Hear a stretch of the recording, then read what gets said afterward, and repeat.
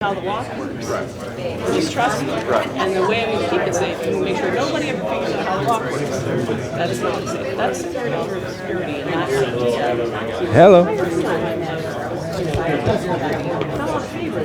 251. How can you do something really? Nobody does that. Right. That's not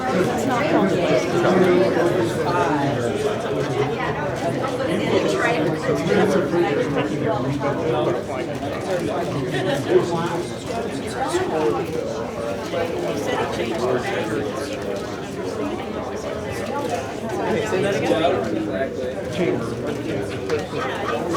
1,500 kilobit per second and still 700 drop frames. Freaking Verizon.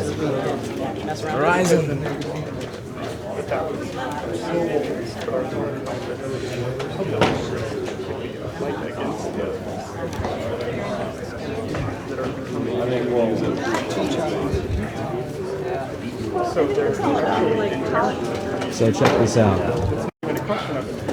I missed a piece to the tripod, so I had to buy a new one, which I'm barely learning how to use.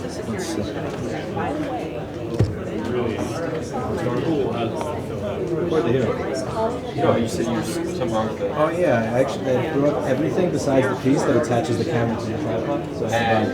So I got one that I buy this thing last week. This is my beautiful setup.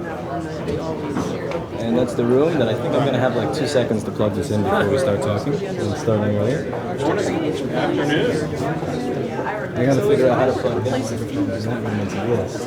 I have like 30 seconds to do that. It doesn't change the ones and zeros that are Figuring it out. There's You can't bypass it. You can't cheat the design by replacing the fuse and the things. So let's just think about it. It's a thing made out of Legos.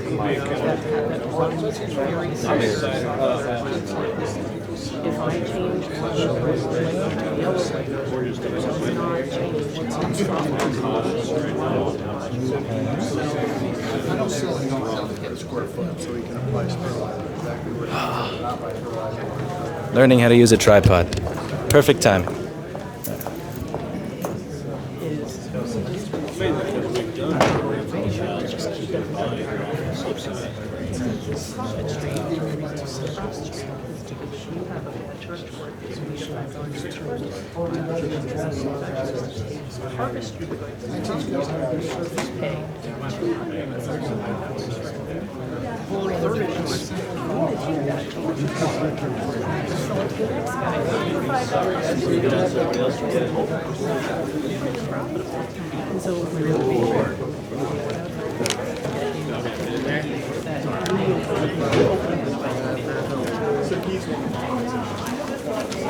Yes. All right, Louis, you need some help? Yep. Alrighty. It's a good thing you can deadlift 400 pounds. Alrighty. What do you want me to deadlift here? This? This is all connected together. All right. So this is a team effort. This is all connected? Oh my Who gives God. All right, you got battery. Look at the batteries. This is hilarious. Yeah. This is the daisy chain. Yeah, I want to make sure it works. Okay. The internet didn't work when I started. Alrighty. I really, honestly, I do hope that this whole shebang beats my $10 YouTube live app. It would be funny if it didn't, though. Oh, we're gonna stream, yeah. You're a taxpayer. They stream. Are you a taxpayer? Not in the state of Nebraska. No, get out. All right. Sure where we're going. Sorry.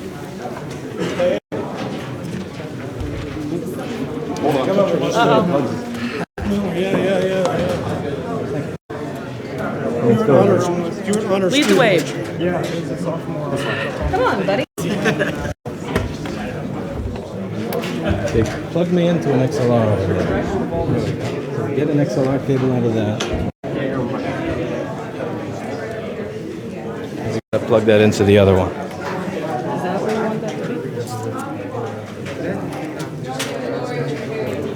You're gonna need to sit over here. Hey Fred, how's it going? Good, how are you? Not too bad. I have some tape if you want to put that down so that people will see your wire and not trip over it as they. Oh, You want that? Yeah, I don't have any. I got it. Get you on their tripods and stuff, right? Don't hate me Well, if I that senator believe it. sometimes cut through. And Galen Hadley tripped over one of those wires and broke his power point. Not yours.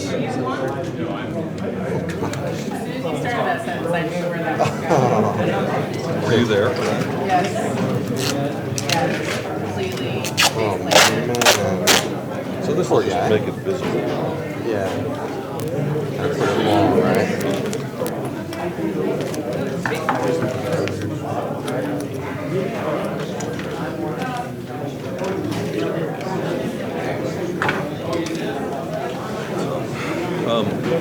So if you could What, 40 seconds? Two more or two less? cuts, one from each side with a little chitter chatter in between. Build them out. And the good thing is the first build, but there's a lot of people. So maybe after the first opponent. Now, one thing I could do, I have an extra SD card that I can trade. I can swap with you at some point. Or what are you using? Are you using? Okay, but you're also doing audio, video. No, that's not. Oh. Okay. I could either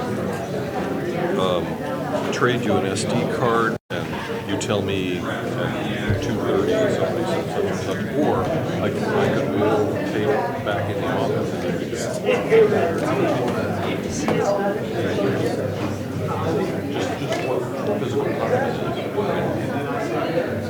yeah, rough. So okay, I'll rotate. The only flaw to that is that occasionally I'll discover that I need something for this morning's debate, so I have to turn off the recorder to retrieve it.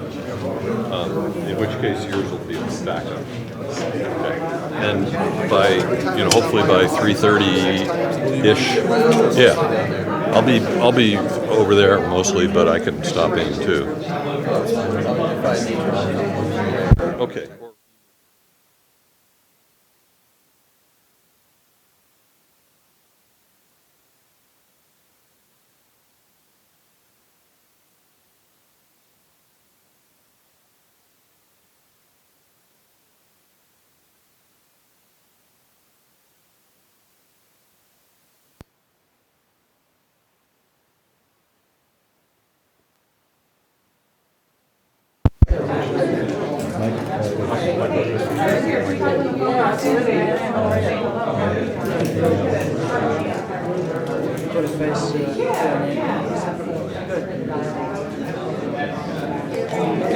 Thanks, welcome. Thank you.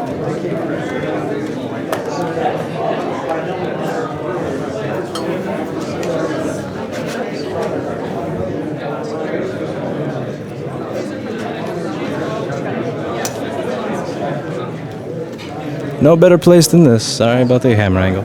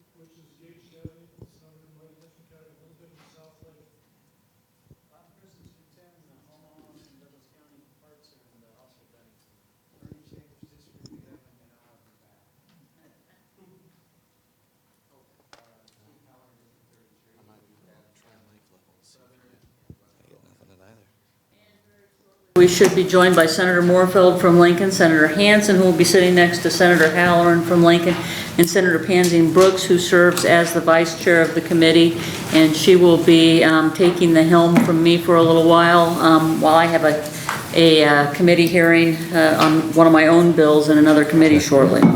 Assisting the committee today are Lori Bullertson, who is our committee clerk, and Tim Haruza, who is our legal counsel. And the committee pages are Kaylee Hartman and Tony Cadillo. On the table over there by that pillar, you will find some yellow testifier sheets. If you are planning on testifying today, please fill out and hand it to the page when you come up to testify. This helps us to keep an accurate record of the hearing. There's also a white sheet on the table if you do not wish to testify but would like to record your position on a bill. We'll begin our bill testimony with the introducer's opening statement. Following the opening, we will hear from proponents of the bill, then opponents, followed by those speaking in the neutral capacity. We'll finish with a closing statement by the introducer if he or she wishes to give one. Let me make note. Those of you who are here for LB 67,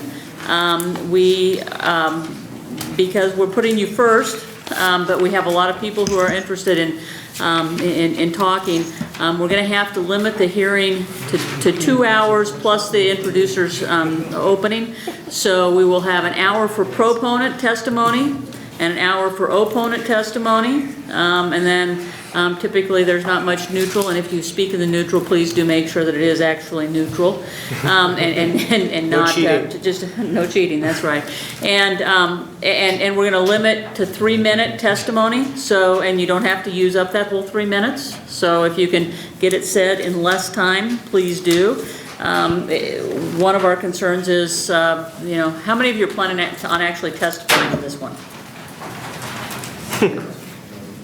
So, very important, okay? 3 minutes. So, because what I will do is, when you hit 3 minutes, the red light will go on, and at that point, I'm going to ask you to finish up and let somebody else come up. So, with that, I would remind you all to turn off or silence your cell phones and other electronic equipment. If you need to take a phone call, please do it out in the hallway, not in the committee hearing room.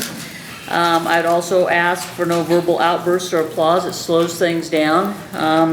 With that, we'll begin our hearing on LB 67. Senator Brooks.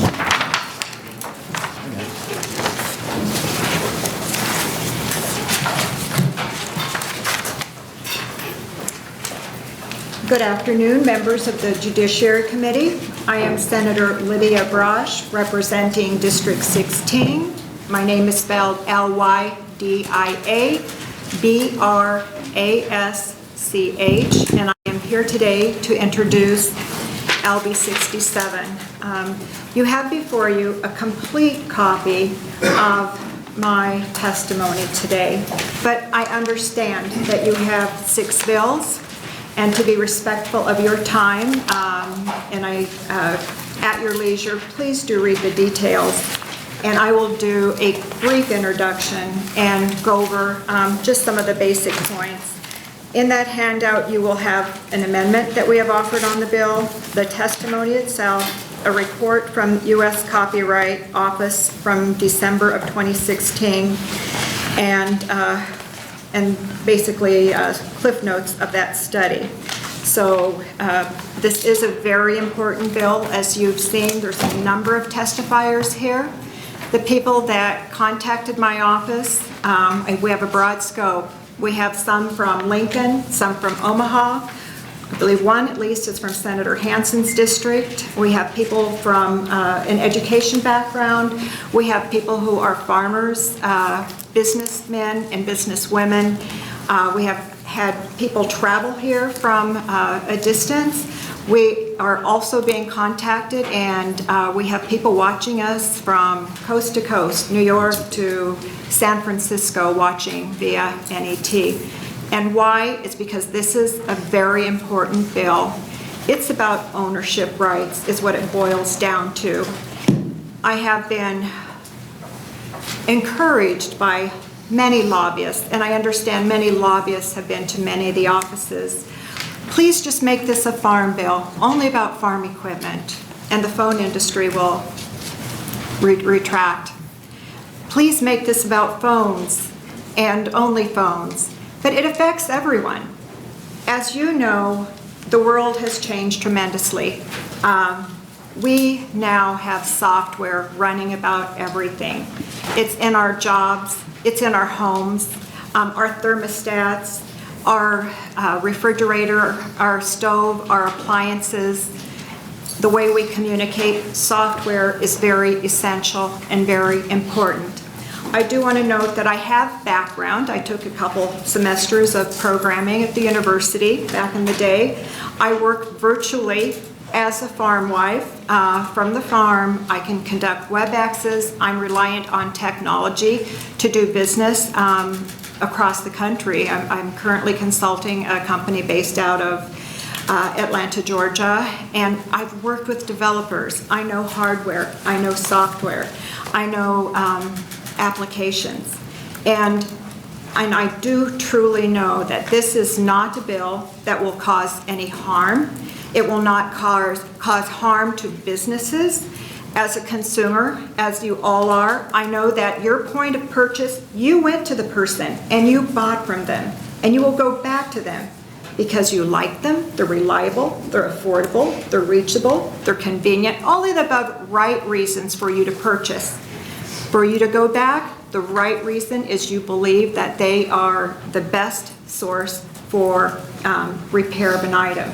However, it shouldn't be that they're the only source, that they have captured this market, that they are the holder of the keys that runs your refrigerator or your stove, and no one else should know that knowledge. I've learned recently that some engineering students at the university, they are about to graduate, but they are not being taught any of the diagnostic and repair tools in fear of that they may be competition at some point.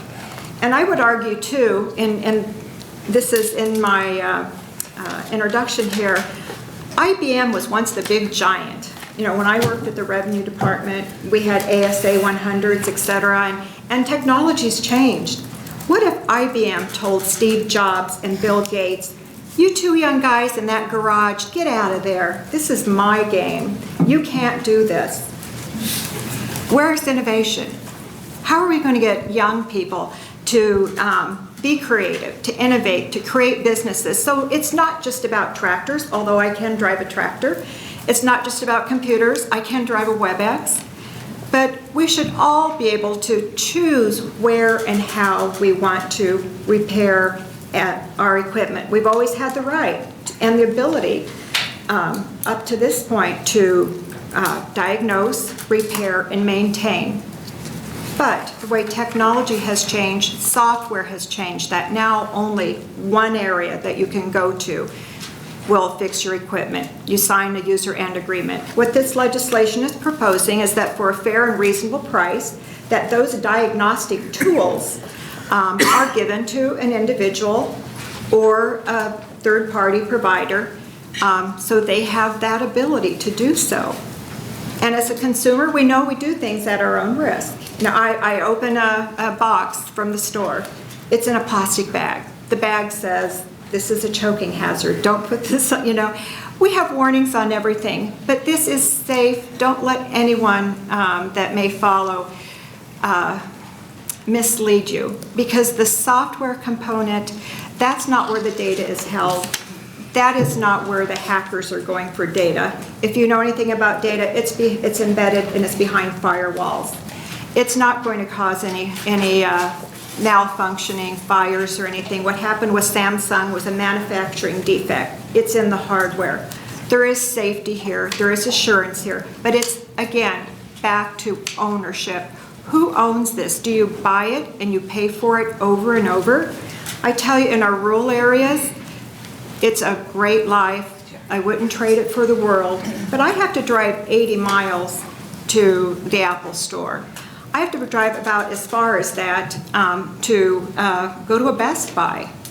And we rely on our equipment for my consulting work, for me to keep in contact with my constituency, I had a situation where it took me a day or two to get in to see one of the tech support people, also known as geniuses at Apple. You get in that queue, I lose a day. I have to drive the, hour and a half there, an hour and a half back, wait for your appointment. Farmers in the field. Recently, my husband had a breakdown in his equipment, and by the time the dealership, or where he bought it from, drove the 50 miles and worked on it, brought their little diagnostic tool, took the part, took it back to Fremont. Fremont had to send it to Grand Island. Grand Island brought it back to Fremont. Fremont back to Bancroft. They put it in his combine. It didn't work. So once again, repeat, time is lost.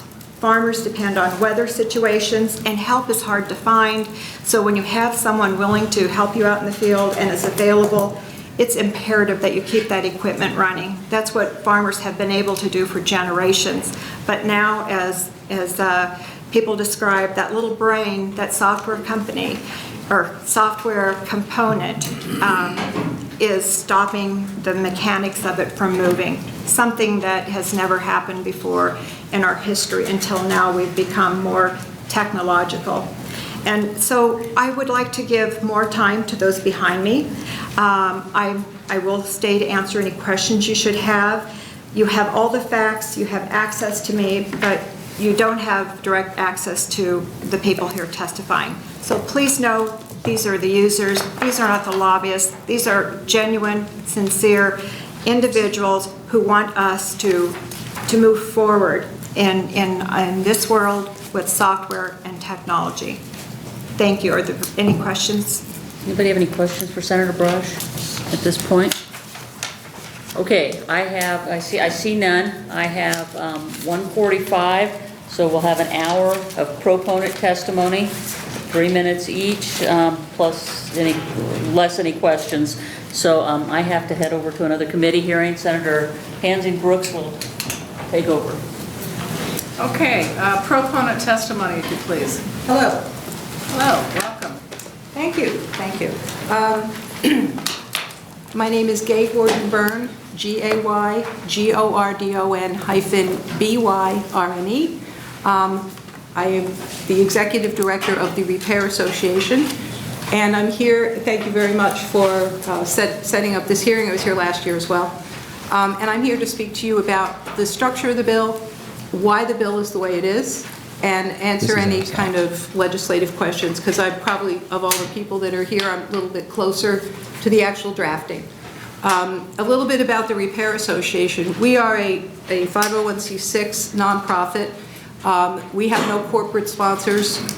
We operate by membership only, and most of our members pay very little, maybe $50. A large number of our members are themselves nonprofits.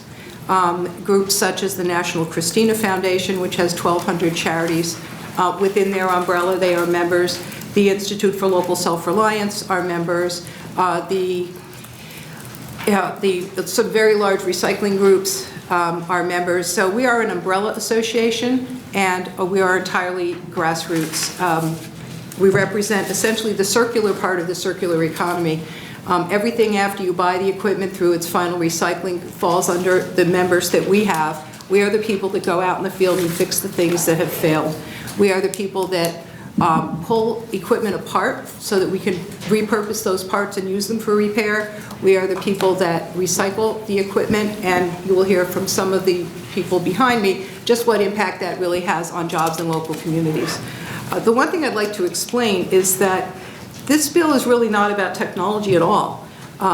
It sounds like it's about technology, but it's really about the contracts that are associated with technology. These contracts themselves have come to become extremely unfair, very, very deceptive as well. When you click to accept on an installation, you are giving up a lot of rights that you probably have no idea you're giving up, because who reads that stuff? I know I was guilty of that. So it's all in the contracts, it's all a matter of consumer protection, and it really is not technology. So I'll let others speak for that. Questions? Are there any questions? I don't think so. Thank you very much for testifying today. Thank you. Next proponent. Mr. Baker.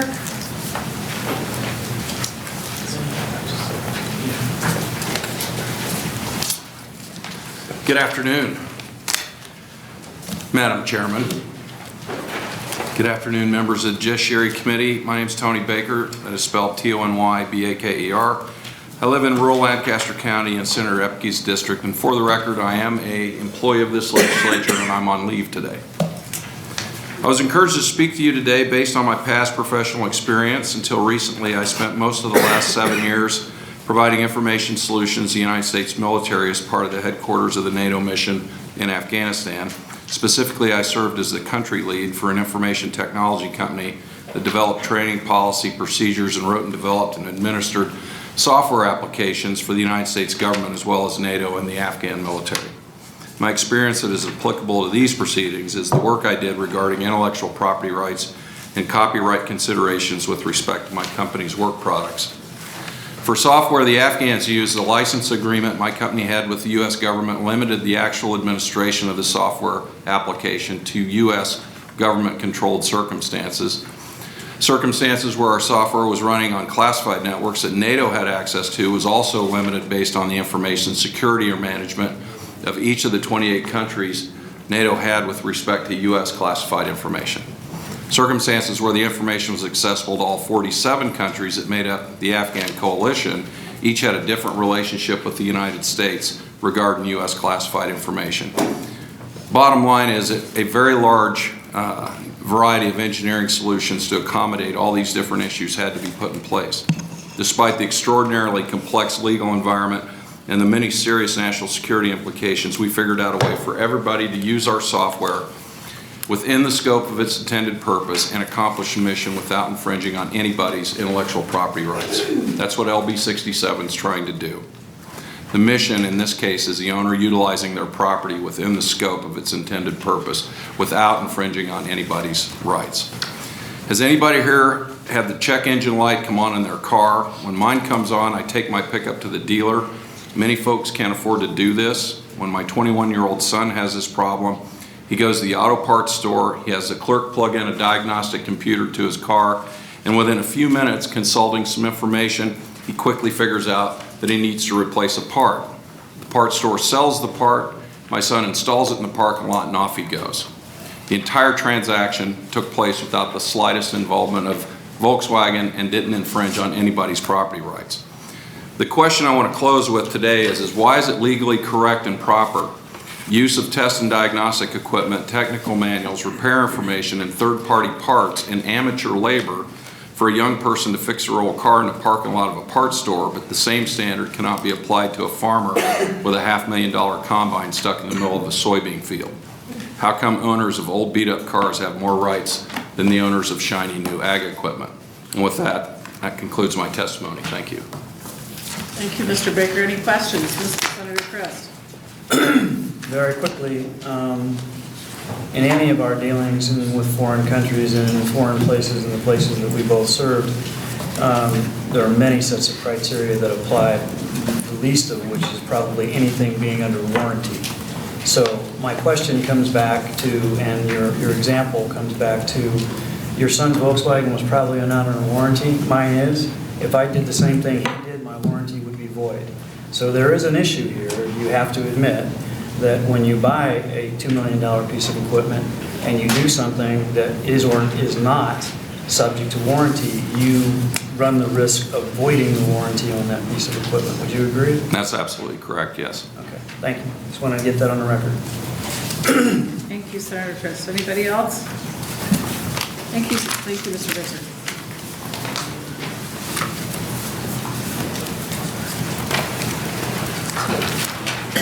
Welcome. Hello, my name is Brenda Banks, B-R-E-N-D-A-B-A-N-K-S. I'm the Executive Director for the Cross Training Center. It is in Omaha. We are a vocational training center for men and women who come to us to learn vocational training. The three areas that we focus in is electronic refurbishing, which includes computers, printers, and other certain technology, as well as appliances, large appliances, And the one critical thing that we're finding in our training, we've been doing this well over 12 years, is finding the documentation that we need to appropriately train our students. We are preparing them for the workplace, and yet we feel like, excuse me, in some ways we're sending them off crippled in those areas where they cannot access the documentation that they need, access the technical documentation that they need, and be prepared for success. The other thing that we do is we operate a full-service electronic recycling operation. Last year alone, we've recycled over 600,000 pounds of electronics. This includes everything from computers, televisions, stereo equipment, vacuum cleaners, lawnmowers, you name it. Anything with a cord, battery, or motor, we accept. The thing that we have found with these items is as we take them into our refurbishing area, over 20% of those items that we've brought in go to recycling quicker than they should because they have not reached the end of their useful life, yet we do not have what we need to repair them properly and safely. It really is a problem because then it takes us to the area of the landfills.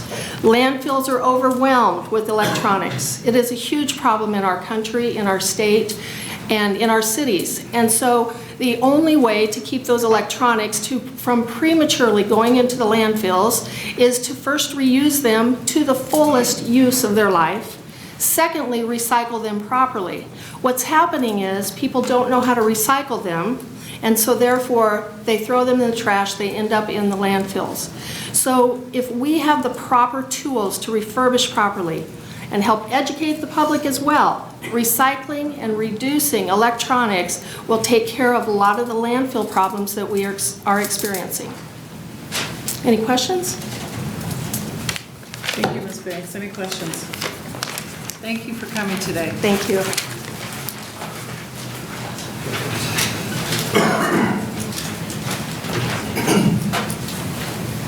Good afternoon, Senators. My name is Jason DeWater, Jasondewater. I'm here today in support of this legislation. 5 years ago, I founded a company in Omaha that would focus on mobile electronic repair. And we had a very simple recipe. It was, let's save our customers time and money while offering the best service possible. And we would save them time by offering repairs with 30-minute turnarounds, which was great for our customers. We also offered prices that were a fraction of what they would pay elsewhere. And with all of that, we would offer a lifetime warranty that would back all of our services. And so 5 years later, here we are, and we still have that same recipe that we follow, and it's helped us to grow. We've served tens of thousands of Nebraskans over 5 years. And in my view, those Nebraskans have already, in a way, voted for this legislation in favor of it because there was a point where they had a choice. They had a broken device, and they had a choice to have it repaired by an independent repair professional, and it saved them time and money. And so, as a repair professional, I'm here today in full support of this legislation because it would continue to protect Nebraskan consumers with repair professionals that have fair access to repair parts and repair documentation and proprietary tools that we have no access to right now to fully service these devices. So the fact is that we have every day customers that come through our door, and this is a growing problem, not just at my shops, but at shops across the nation, where we have a growing list of devices that we cannot service at all. And so these customers come with us with simple problems. Might be a worn out battery, a broken button, broken screen. And we have to send them out our doors because we can't actually access the replacement parts that we need to fix their device, or we don't have the proprietary tools at our disposal to actually service that device, or we don't have the diagnostic tools to actually figure out what's wrong with the device in the first place. So they leave frustrated. But what's worse is that they no longer have a choice with that device. They must replace. And we know that device will find its way to a landfill. And that's a shame, Senators. There's a better choice. I think that we can offer fair access to repair professionals with parts and tools so that these customers can continue to have a choice they can continue to save money and time for years to come. I appreciate your time and consideration. Thank you, Mr. DeWater. Any questions?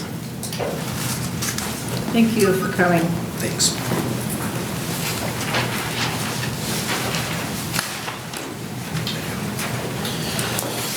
Welcome.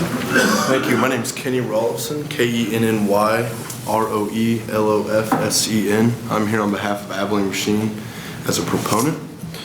First, I'd like to thank all of you for taking the time to hear us, and I appreciate that. I do want to touch on something with the warranties just before I begin my testimony. The Moss-Magnuson Act specifically outlines how warranties work as far as manufacturers and the users. The way I understand it is that it's up to the owner of the equipment. And if he does do an aftermarket part and it happens to cause some failure, the manufacturer has to prove that. So there is some warranty protection in the third-party repairs.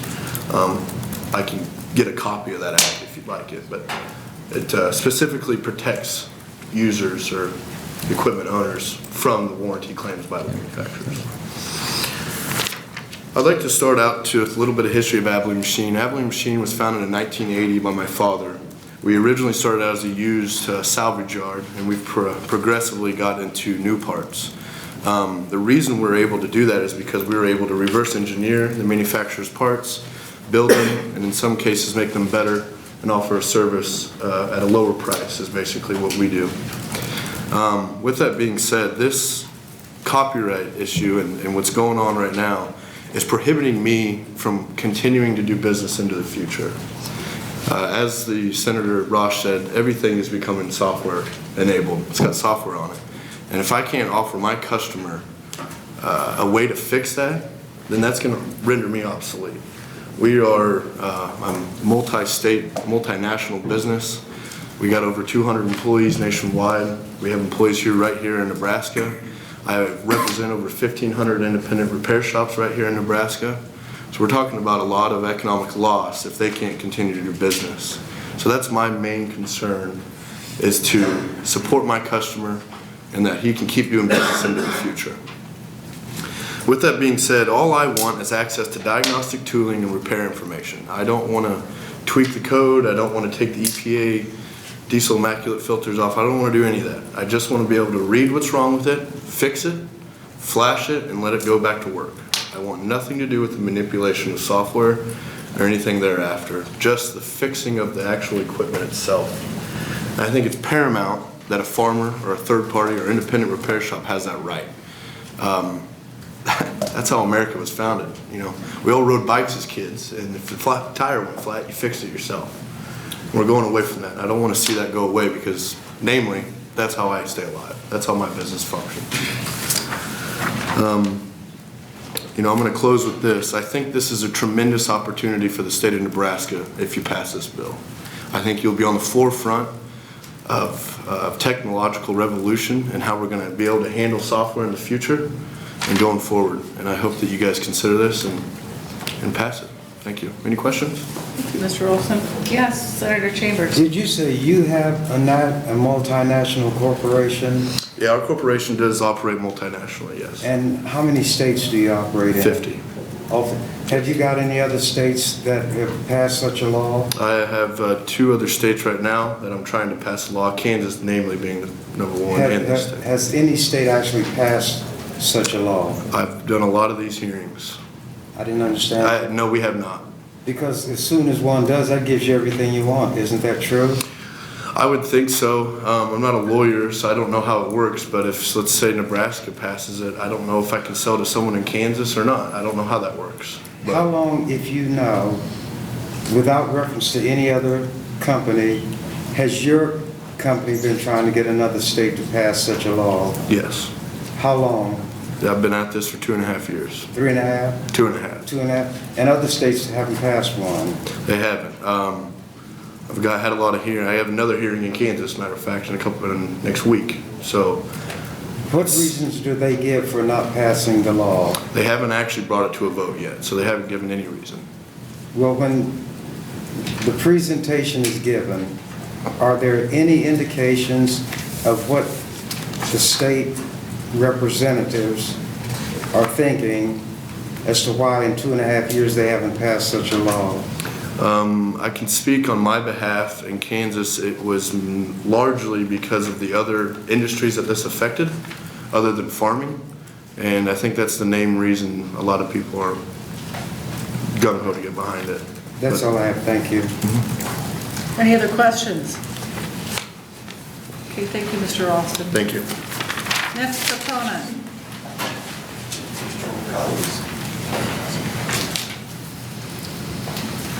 Welcome. Hello, my name is Kevin Kenny, K-E-V-I-N-K-E-N-N-E-Y. I handed out a 11th hour exhibit. It represents the epitome of corporate greed. To buy a tractor today on John Deere's website, you have to sign an end-use license agreement.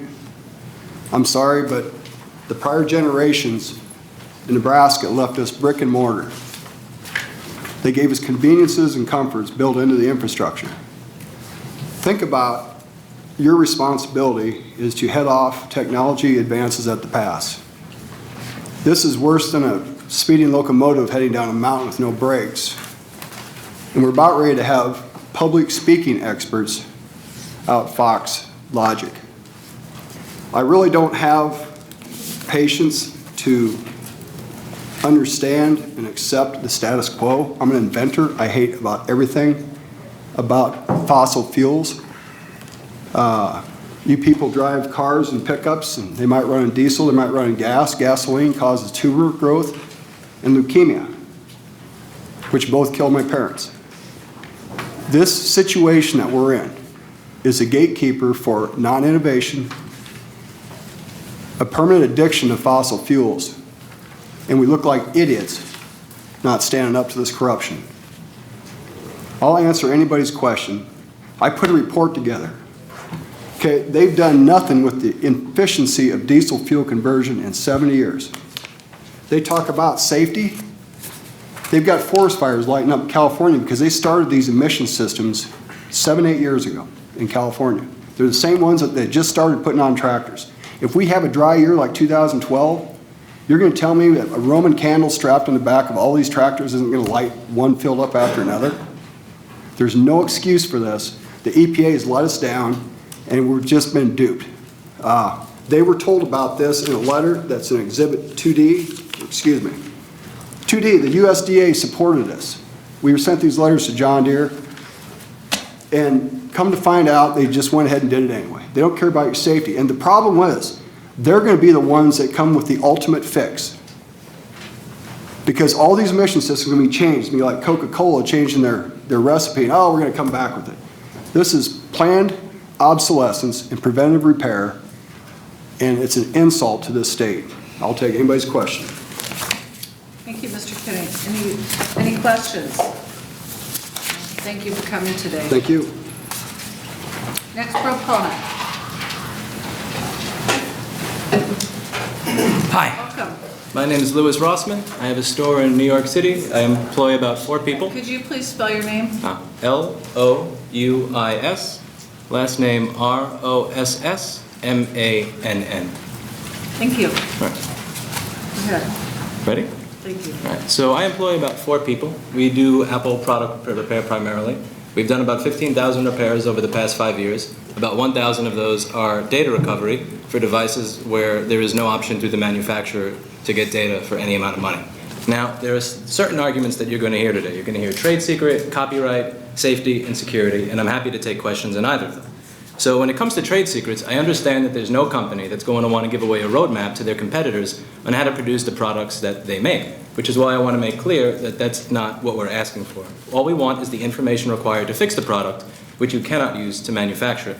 So if we were just to go back in time to when the Uniform Trade Secrets Act came out around 1979, back then we couldn't have anticipated how electronics were going to be. If you were listening to Johnny Carson on the radio and you turned it up a little too loud and the fuse blew, you just turned the radio around. There was a compartment labeled fuse in capital letters. You could go downstairs to Radio Shack and buy the fuse. Nobody could have imagined that there was any way that trade secret or copyright law could be used to keep people from doing this. But if you fast forward to 2017, everybody here has a device in their pocket where that fuse was said 40 years ago, you have about 500 components that are unmarked in that space. Nobody could have imagined that trade secret or copyright law would be abused to the point of trying to prevent people from replacing this one component. Now, I have proof that this has occurred since I made a video showing people how to replace this fuse on a $2,000 laptop. You open it, I show where the fuse is, I show how to replace it, and I show the keyboard and the trackpad working again. It commonly dies with liquid damage, which is very common. I see some people who have drinks next to the laptops. It happens a lot. So I get a call from Kilpatrick and Townsend, which is a law firm representing Apple, saying, you know, take this video down. We don't like that you're showing where the fuse is in it. And my lawyer contacts them and tells me that they may have a legitimate argument for trade secret and copyright infringement because I showed you how to replace a fuse in a $1,200 product that you own. Can anybody here imagine that 40 years ago that was the intention of the bill, of the law, to keep people from replacing fuses in products their own? Now when it comes to, let's say, security, you're going to hear the security argument made a lot, and my argument against that is, let's say you asked me, which shoe do you put on first in the morning, the left or the right? And I said, I can't tell you which shoe I put on first in the morning, because if I told you that, you would know my social security number and my bank PIN. There is no relation between the two, the same way there's no relation between knowing where the fuse is in a product and how to hack it. It would almost be as if I said I could hack everything in this building by plugging into your electrical outlet. So if anybody has questions on any of those issues, I'm more than happy to answer. Yes. Thank you, Mr. Rosman. Senator Chambers. I think somewhat rapidly. I think you speak more rapidly than I think, so I'm going to ask you a question or two. Did you mention some kind of legal action that had been undertaken in court, which your lawyer or lawyers you knew about had been involved in, relative to the scope of copyright laws? It wasn't taken to court, but my lawyer advised me that it could be taken to court and advised me that I should remove my content from the internet so that there would be no conflict. Why would the lawyer think it should not go to court if it's an issue legal in nature? Well, they still thought that it would be an issue of judiciary activism in order for me to win, which would mean something like this bill would have to be passed before it could win. So, but the way the law is written right now, what me showing you where the fuse is could be considered copyright infringement or a trade secret under the current law. So he said that this is not judiciary activism is not the way to get this done. You should go through proper channels and try to push through a bill, which led me here. Did your lawyer say that a state can amend federal copyright laws? Is that what your lawyer Can you repeat said? the question? Is the copyright law that he was talking about a federal copyright law? That I don't know. Okay. Well, if it is a federal law that he was talking about, a state cannot amend a federal law. If there's something in the federal law that a lawyer thinks is inappropriate, the lawyer files a lawsuit in federal court. And if he chose not to do that, it's because he thought he couldn't win, apparently. I'm speculating because I have a question I want to get to. These companies that have this information that bills like this are trying to make available to others, do they operate in more than one state, these companies? The companies that are going to be producing the information or consuming it? Information. I'm sorry, just to clarify, the company producing the information or the company consuming it? The companies that do not want to disclose the information. They operate in more than one state. Okay. If there's an issue of interstate commerce, a state cannot pass a law. The term is burdening interstate commerce. And I don't want to ask you technical legal questions. I'm trying to frame it so I can get a question, an answer from you, if you have it. If a state passes a law and it violates federal law, then the state's law is struck down. It doesn't mean anything. Words on paper that mean nothing. I'm asking you these questions because you said you had a lawyer, but the lawyer did not discuss any of these kind of issues with you. The lawyer didn't say whether or not it was a federal issue. He simply said that it's something that would cost a lot of money and could potentially take a lot of time. And I said I would see what happens. Since no legal action was continued by the Kilpatrick and Townsend, I never went ahead with it. Since there was no reason for me to defend myself, as there was never a claim written. That's all I will ask you then. Yeah. Thanks a lot. Thank you. Thank you. Any other questions? No, thank you for coming today. Thank you. Next proponent. Hi, I'm Jessa Jones. And I am here also from New York. I'm from upstate New York. Jessa Jones, Jessa Jones, Jones. And what I'd like to say to you, I'm from upstate New York, and I have a PhD in molecular genetics, which is completely unrelated to cell phone repair. And I left science in order to be a stay-at-home mom. And then after my 4 kids started breaking phones, I started fixing them. And I started fixing them because it's really not that hard to do.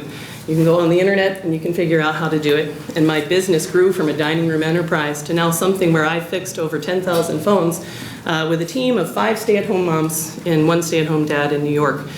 We receive devices from all over the world, and our expertise now is in motherboard repair and data recovery. And I'm very passionate about independent repair, and I have a YouTube channel with 32,000 subscribers where I regularly share information on best practices on how to do the best at independent repair. What I want to talk to you about today, number one, is something that's really not well understood when we talk about why don't you just go to the authorized manufacturer repair centers. Since my expertise is cell phone repair, primarily iPhones, I'm going to focus on the Apple authorized cell phone repair stores. And there's a myth about Apple authorized repair, and the myth is that they actually fix phones. They don't. What we did was recently we called Apple authorized cell phone repair shops here in Lincoln, Nebraska. We also called independent repair shops in Lincoln, Nebraska. And what we found was that for any iPad problem whatsoever, from cracked glass on down, the Apple authorized folks said, "I'm sorry, we can't help you," and they can only offer to sell you a refurbished device. For phones, they could only fix a very straightforward cracked screen with no frame damage.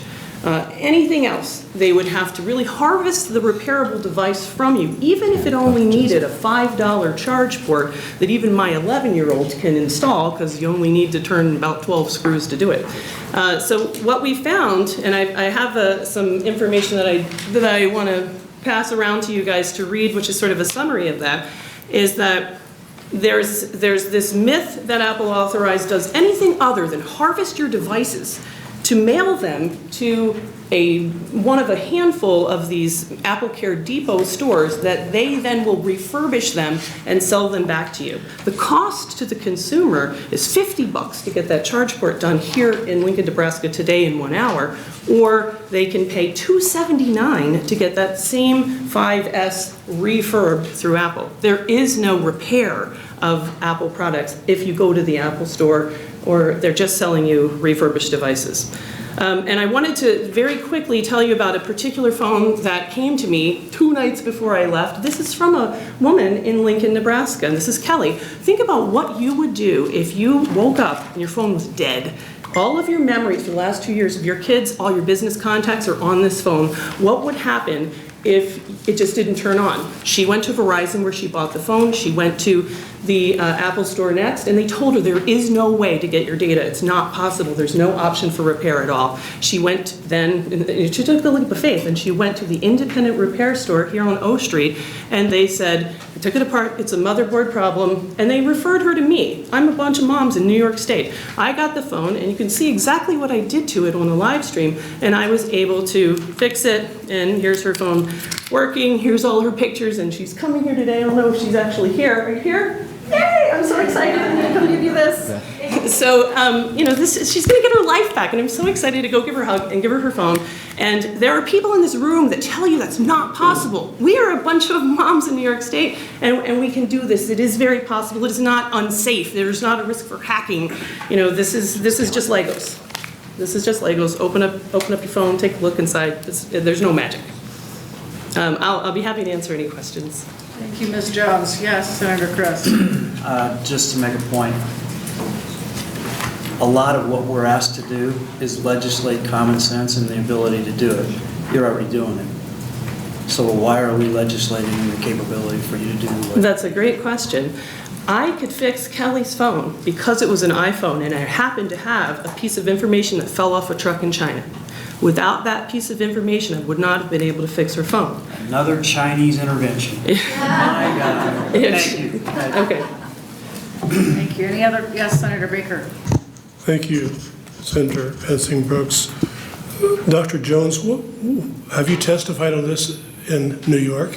Testified, no. I've been to New York once, 2 years ago, and met with some folks informally, and that's about it. So why are you here today? There's two people in a row from the state of New York. Why are you here?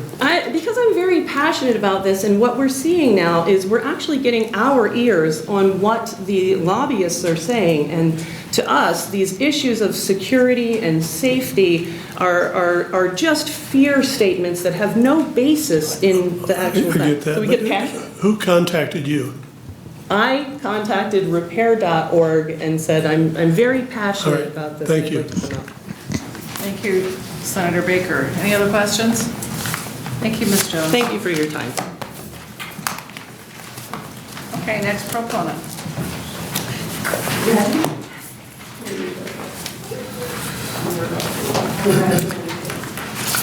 Good afternoon, Michael Callis. I would like to thank you for the time to allow me. Could you just spell your name? I'm sorry. Michaelcallies.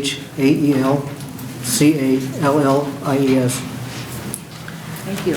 I would like to thank you for the time to express my opinion and that of others on the subject of LB 67 and the reasons that it is a necessary bill for all Nebraskans. By passing this bill, you are giving Nebraskans the choice and ability to have software and information needed to diagnose and repair the equipment as necessary. I personally worked at an OEM dealer for over 21 years and had access to the full range of information and technology that was available.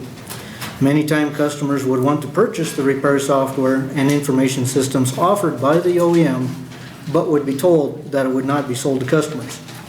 Yet, large customers that would have the ability to acquire the software and information, thus giving them the advantage of repairing their own.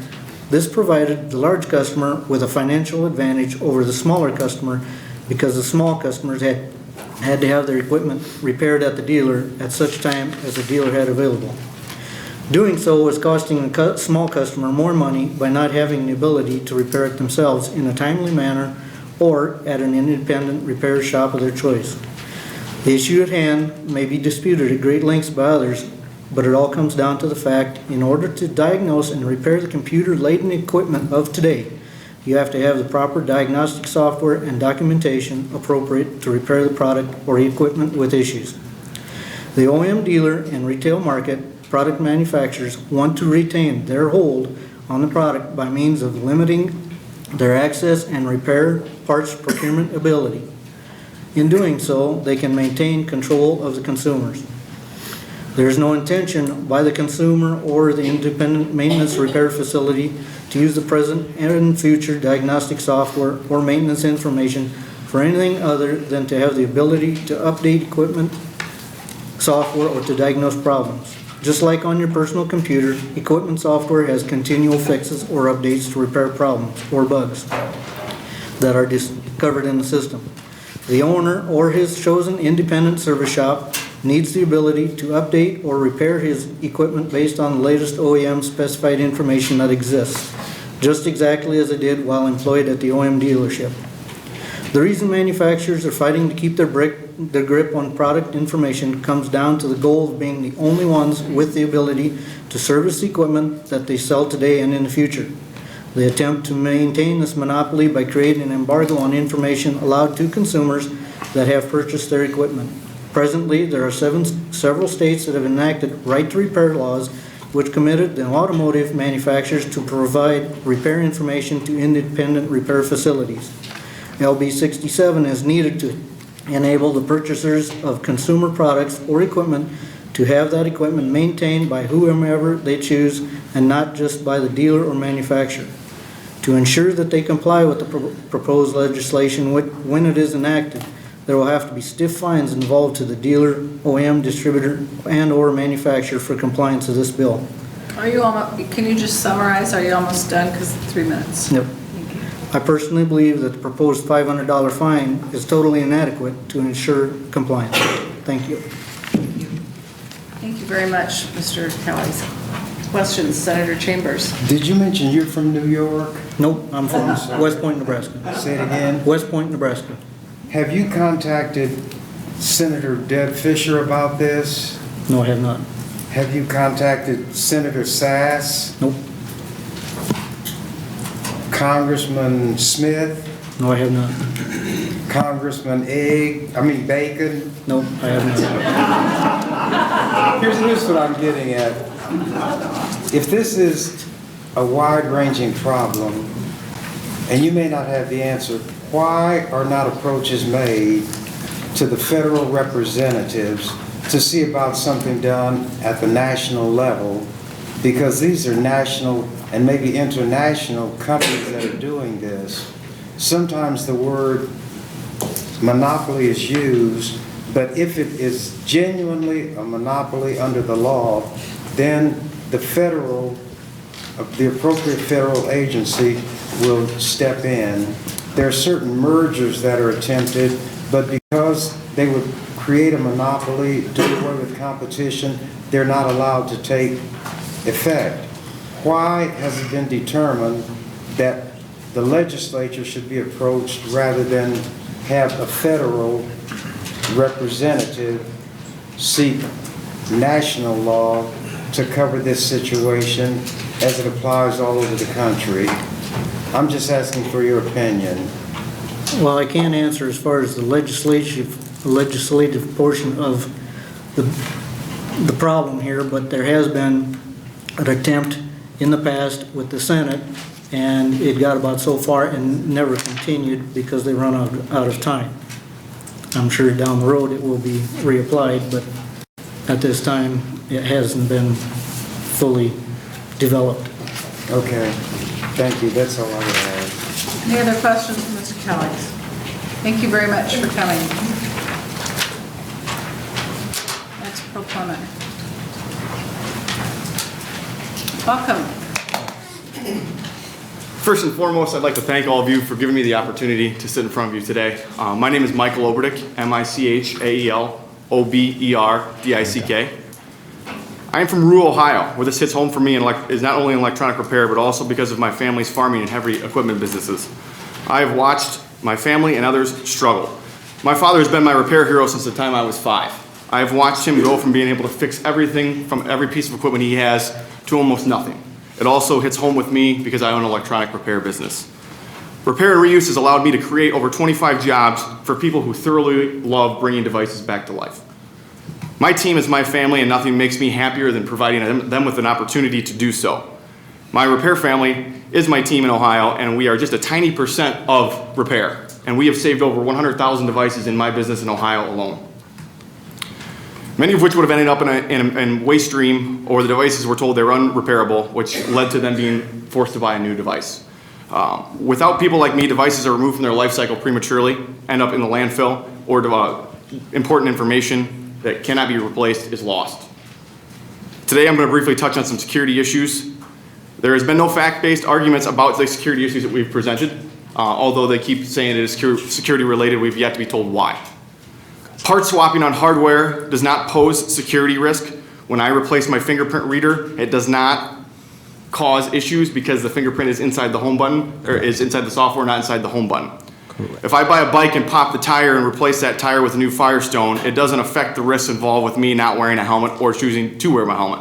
Also, if I change the tire, it does not give that manufacturer of the bike the ability to come break my bike. Kirchhoff's principle is simple. Without real facts about the security, you can't point at it and just say it's unsafe without telling us how and why. We cannot allow security concerns to be risen with the idea of fear in mind. And if the heads of my VCR need replaced, you cannot induce fear into the consumer who does not understand the repair that you're about to perform and tell them that the VCR tape inside here is going to be at a risk of data loss when the tape inside there has nothing to do with the actual head replacement. Once again, I would like to thank you guys for not only allowing me to sit in front of you today, but to listen to my extended repair family sitting behind me and the thousands that are unable to be here today. Thank you. Thank you very much, Mr. Oberdick. Any questions? Senator Chris. Senator Chambers just realized he knew what a VCR was, so that's... Thank you. Yes. I have. Yes. Did you say you're from Ohio? Yes. What brings you to Nebraska, my friend? My repair family needs me today. And you have family in Nebraska?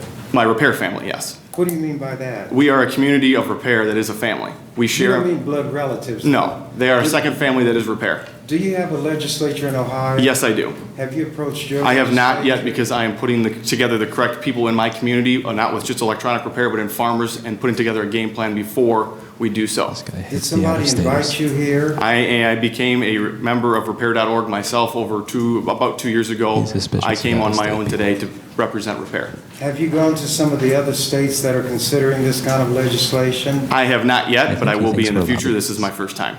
Are you aware of any other states attempting to do this? Yes, there's 7 People of in other states, that is. Yes, there's other states.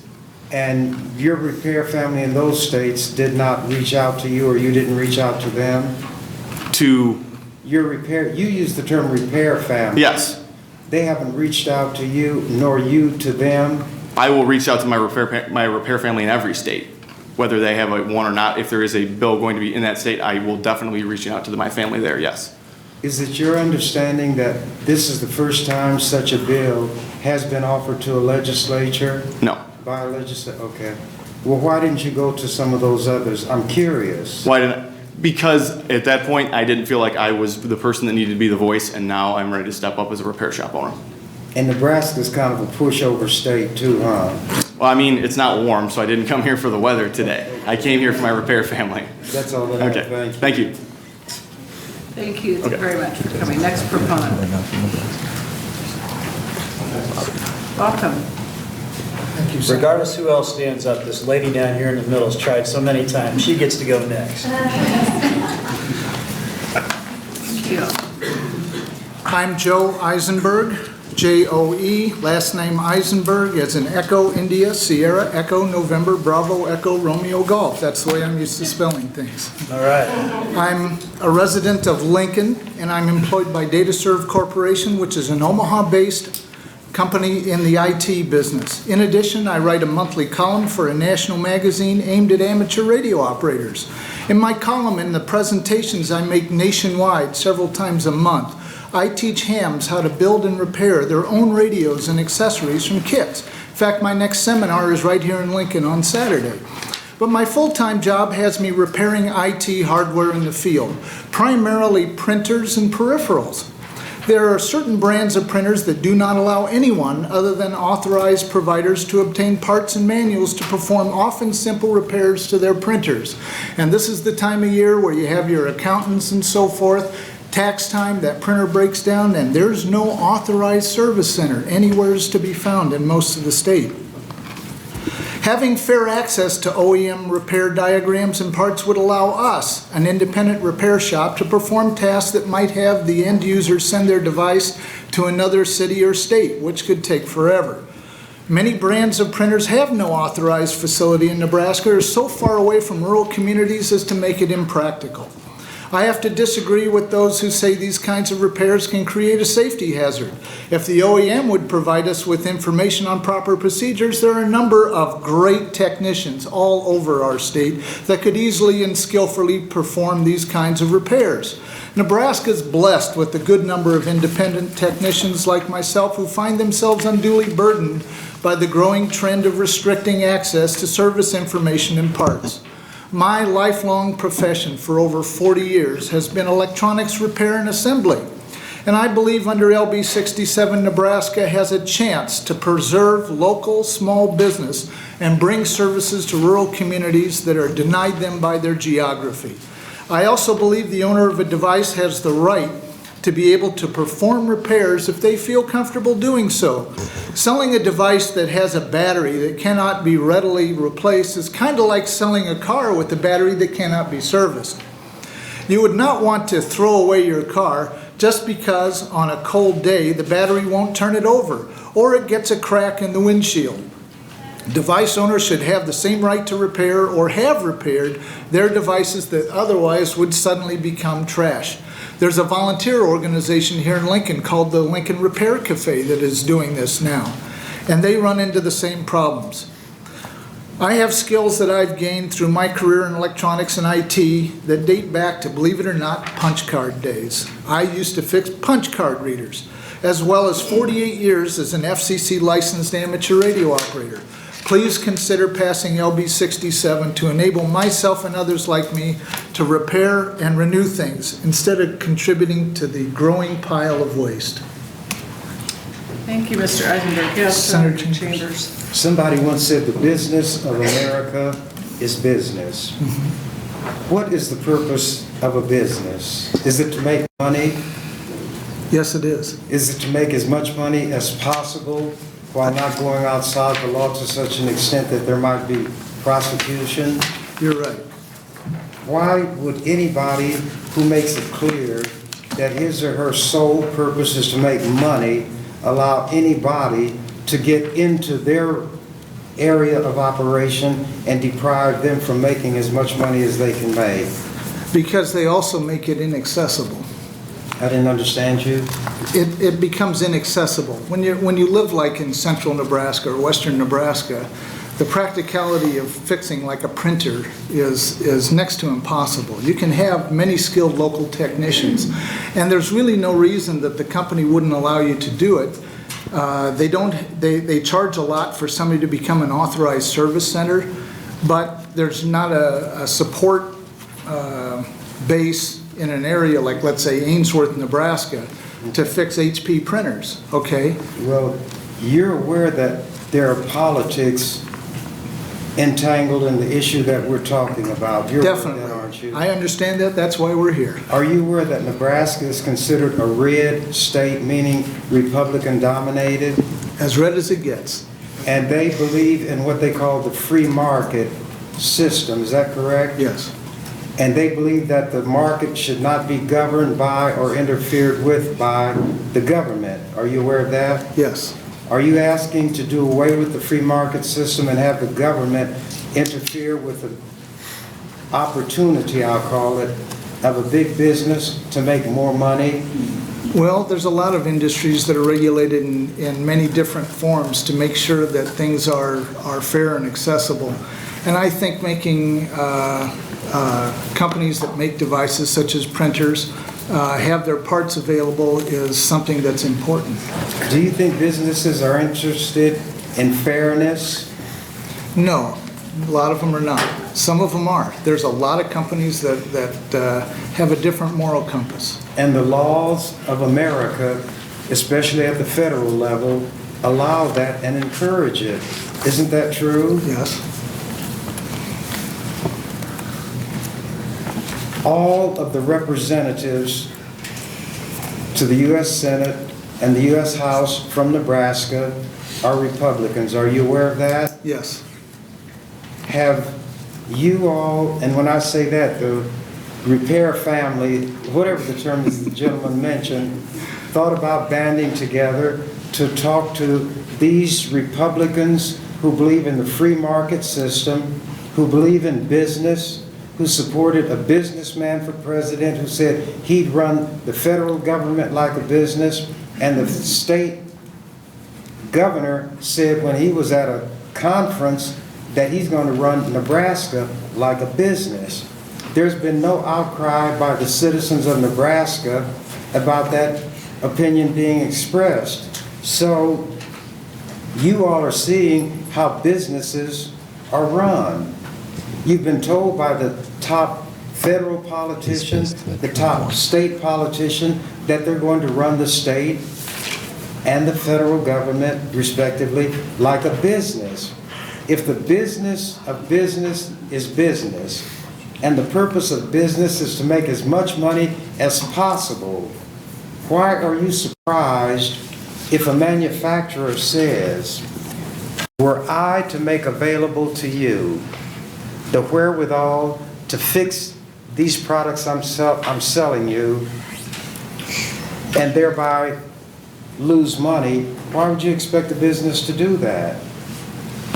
That's a good question, Senator. I'm looking for the answer. Yeah, it might be above my pay grade, but that is a good question. You know, I'm trying to gently suggest that people in Nebraska are seen to be fools, that they accept these slogans by the politicians when they run.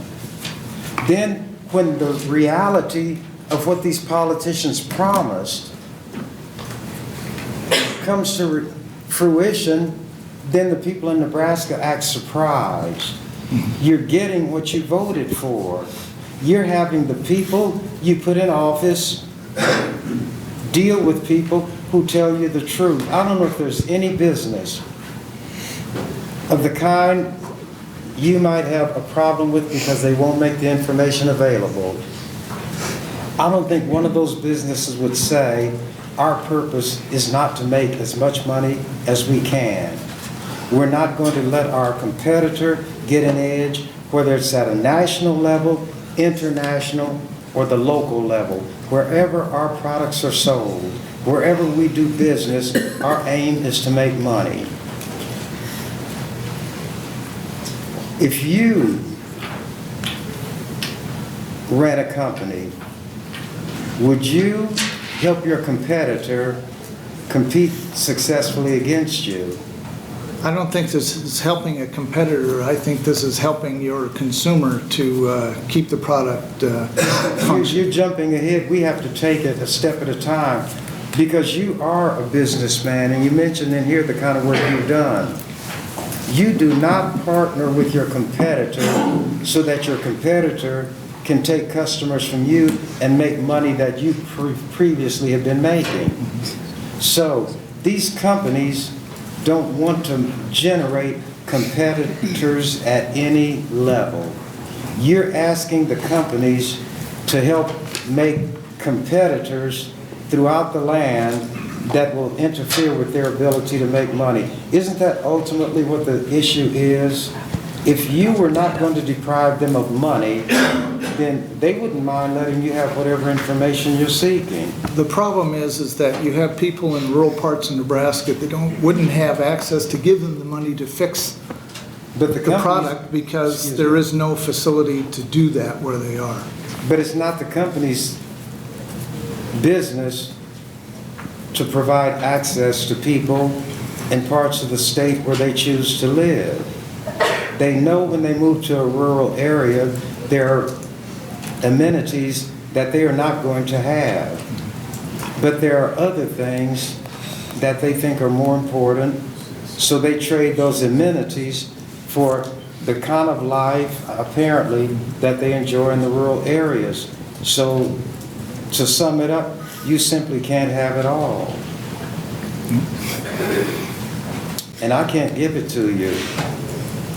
But anyway, I just wanted to have that little exchange with you because I think you are a conscientious person. From the little bit I was able to scan here, you do good work or you wouldn't be in business. But even you are in business to make money, not to be a good guide to the people who might not have access to your services in far-flung areas of Nebraska. But that's all that I would have. Thank you, Senator. Thank you. Yeah, thank you. Any other questions? Just finish that out. Okay. Can I see a show of hands of how many people would like to testify as proponents yet? Okay, we're not going to get to all of you. We've got about 7 minutes left at the most. So this lady has been popping up and down all day. Okay. So. And I won't ask any more questions, but I haven't been questioning everybody. Appreciate that. Thank you. I didn't mean it that way. Thank you, Senator Ebke. Thank you, members of the committee. And thank you, Senator Christ, for bumping me in line. My name is Ansley Mick. It's ANSLEY-MICK. And I'm here today on the behalf of the Nebraska Farm Bureau, testifying in support of LB 67, which would require manufacturers to make diagnostic, repair, and remote communications tools available to equipment owners and independent repair shops on reasonable terms. While LB 67 applies to more than just agricultural equipment, in December, the Nebraska Farm Bureau passed a policy resolution which stated, "We support the ability of agriculture producers to repair equipment on a timely and affordable basis." Like other 21st century industries, agriculture is becoming increasingly high-tech. Farmers depend on equipment to do things like feed livestock and plant and harvest crops. A machinery breakdown, especially in rural areas, can be extremely time-consuming and costly. Without repair information and diagnostic software for farmers and independent repair shops, downtime will not get better and it could get worse. Equipment manufacturers do not have, nor should they be expected to have, certified repair shops in every small town in rural Nebraska. In many cases, however, independent repair shops could fill the gaps. Agriculture represents 25% of our state's economy. The ability of producers to repair equipment in an affordable and timely manner cannot be overstated. The Fair Repair Act will help ensure when something breaks down on the farm, owners can repair their equipment without worrying about violating fine print agreements. It is Farm Bureau's understanding that nothing in LB 67 would require manufacturers to make available more information than what is currently available to manufacturer-certified repair shops. We would ask the committee ensure this remains the case throughout the legislative process. Please support LB 67 to ensure access to affordable and timely repairs to agricultural machinery. Thank you for your time, and I'm happy to answer questions. I'll be brief so we can get one more testifier, but the Farm Bureau supports the bill as written. The Farm Bureau supports the bill as written respective to agricultural machinery. That's what our policy book supports. Page 4, line 26, make available to any independent repair provider or owner of equipment manufactured by such an original equipment manufacturer, diagnostic repair documentation, including repair, da-da-da-da-da. It doesn't say when, it doesn't say how. It means if I turn out a 2017 combine, you want all this available to you right now at the point of sale? So I'd ask you to go back and look at this piece of legislature, and again, do you support this piece of legislature as written? And you can submit your comments to the LC. Sure, we sure will. Thank you. Okay, thank you. Okay, we'll have one more testifier. Let me just say, if you wanted to testify in support of this and have written testimony, you can provide that to the page. We will make copies, put it in the record as if you had given it, okay? Because we have a limited amount of time here.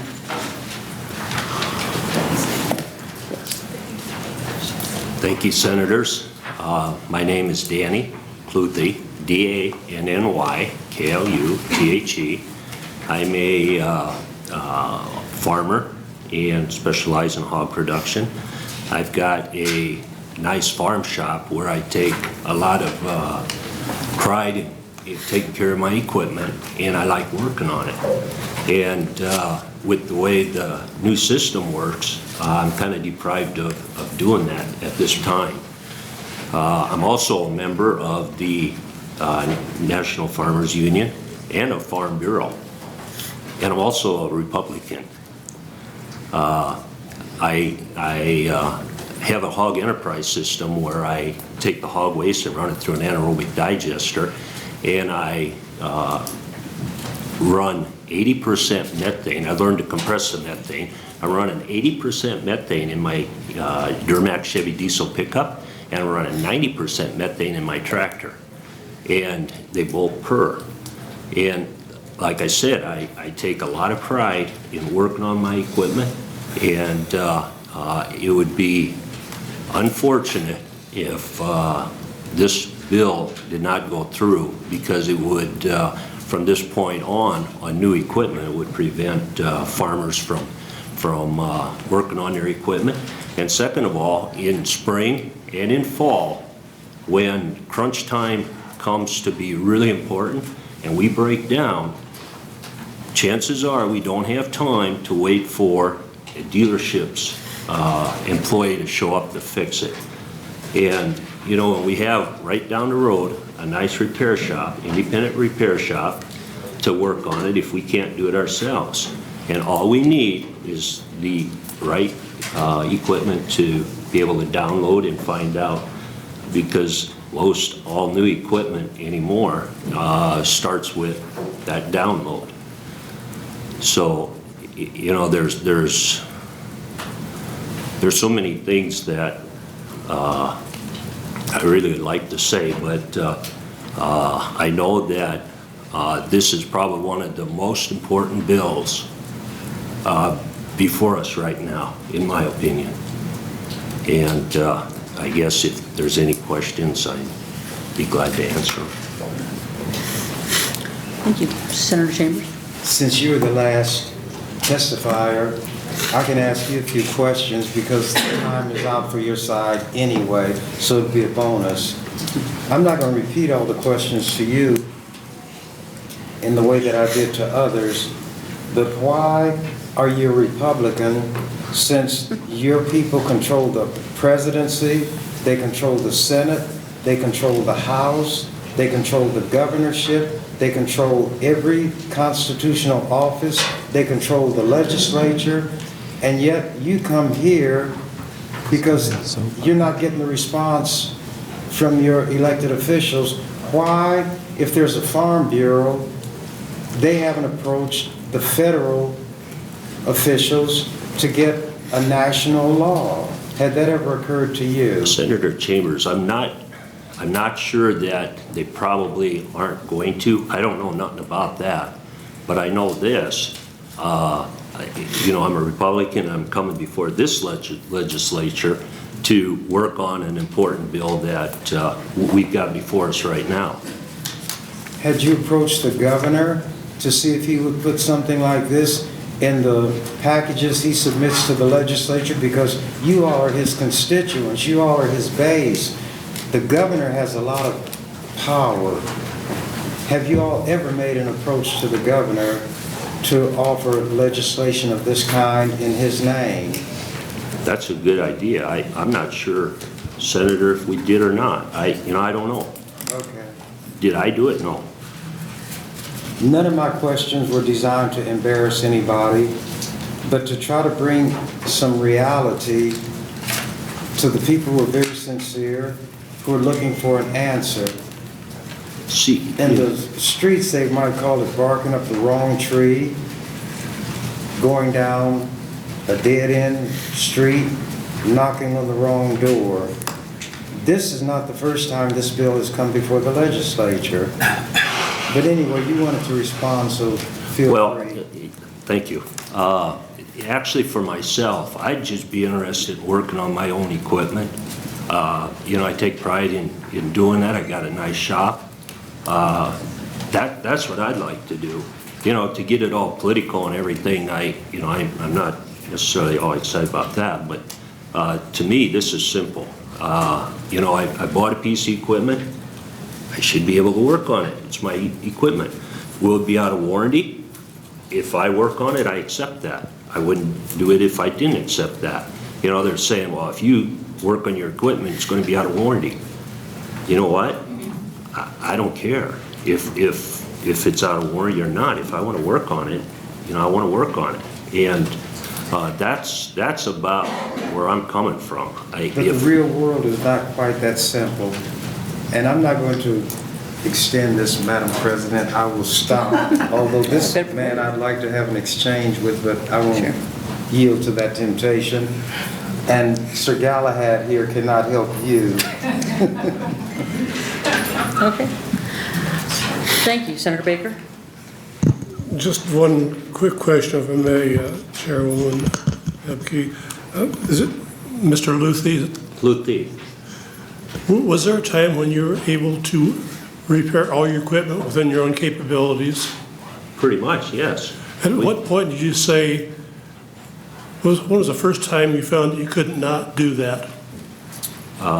Actually, when I heard that buying new equipment, see, I don't have the 2017 piece of equipment, so I didn't run into that yet, but I heard that the next time I buy a new piece of equipment, that's off the table. When I buy that piece of equipment, they're going to ask me to check a box that gives me up the right to do that. Have you encountered obstacles so far you just say this is going to be? And was there a point 5 years ago, 10 years ago, and say, I cannot repair this because I can't? I never thought of that 5 years ago. If I wanted to do something 5 years ago, I was able to do it. This is very current. Right, right. Thank you. Okay, any other questions? Okay, thank you for being here. Again, thanks. Please, one more. I need 2 changes in addition and for it to pass, and I can open my own shop. One more testimony. Well, you can, if you've got written testimony, put your name and address on it, and we will list it in the record as if. Okay, otherwise I got to give the next group, the opponents, just as much time, and we are really pushed. We wanted to have this at the end of the day, but for scheduling reasons, we were told we needed to do this at the beginning, and we just don't have time with 5 other hearings. So I appreciate your being here.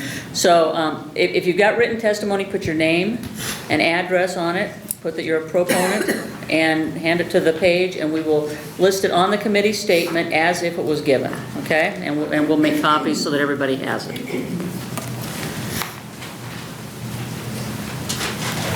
Okay, can we have the first opponent, please? And I apologize for those of you who came, but with 5 other hearings, we just have to keep moving. First opponent. And it is 2:55, so we will complete this by 4. Okay, good afternoon, Chairperson Ebke, members of the Judiciary Committee. My name is Sarah Faye Pierce. That's SARAHFAYEPIERCE. I'm appearing today on behalf of the Association of Home Appliance Manufacturers, or AHAM. We strongly urge the committee to oppose LB 67, the Fair Repair Act. Home appliance manufacturers not only ensure that authorized repair providers are properly trained and certified, manufacturers take the necessary precautions because repair providers enter private homes. The fact that repair providers enter consumers' homes to conduct appliance repairs presents a different set of circumstances regarding the repair of electronic equipment. LB 67 comes into conflict with important industry tenets, and they are safety, cybersecurity, and manufacturers' warranties. Safety, product safety. OEMs develop diagnostic tools for certified engineers who have the educational and technical background and training necessary to troubleshoot, diagnose, and conduct repairs to the appliance. LB 67 will make it difficult for OEMs to determine if third-party technicians are utilizing factory-approved replacement parts, are correctly interpreting diagnostic tools, and whether or not they have had the necessary training to properly conduct these repairs. Property safety.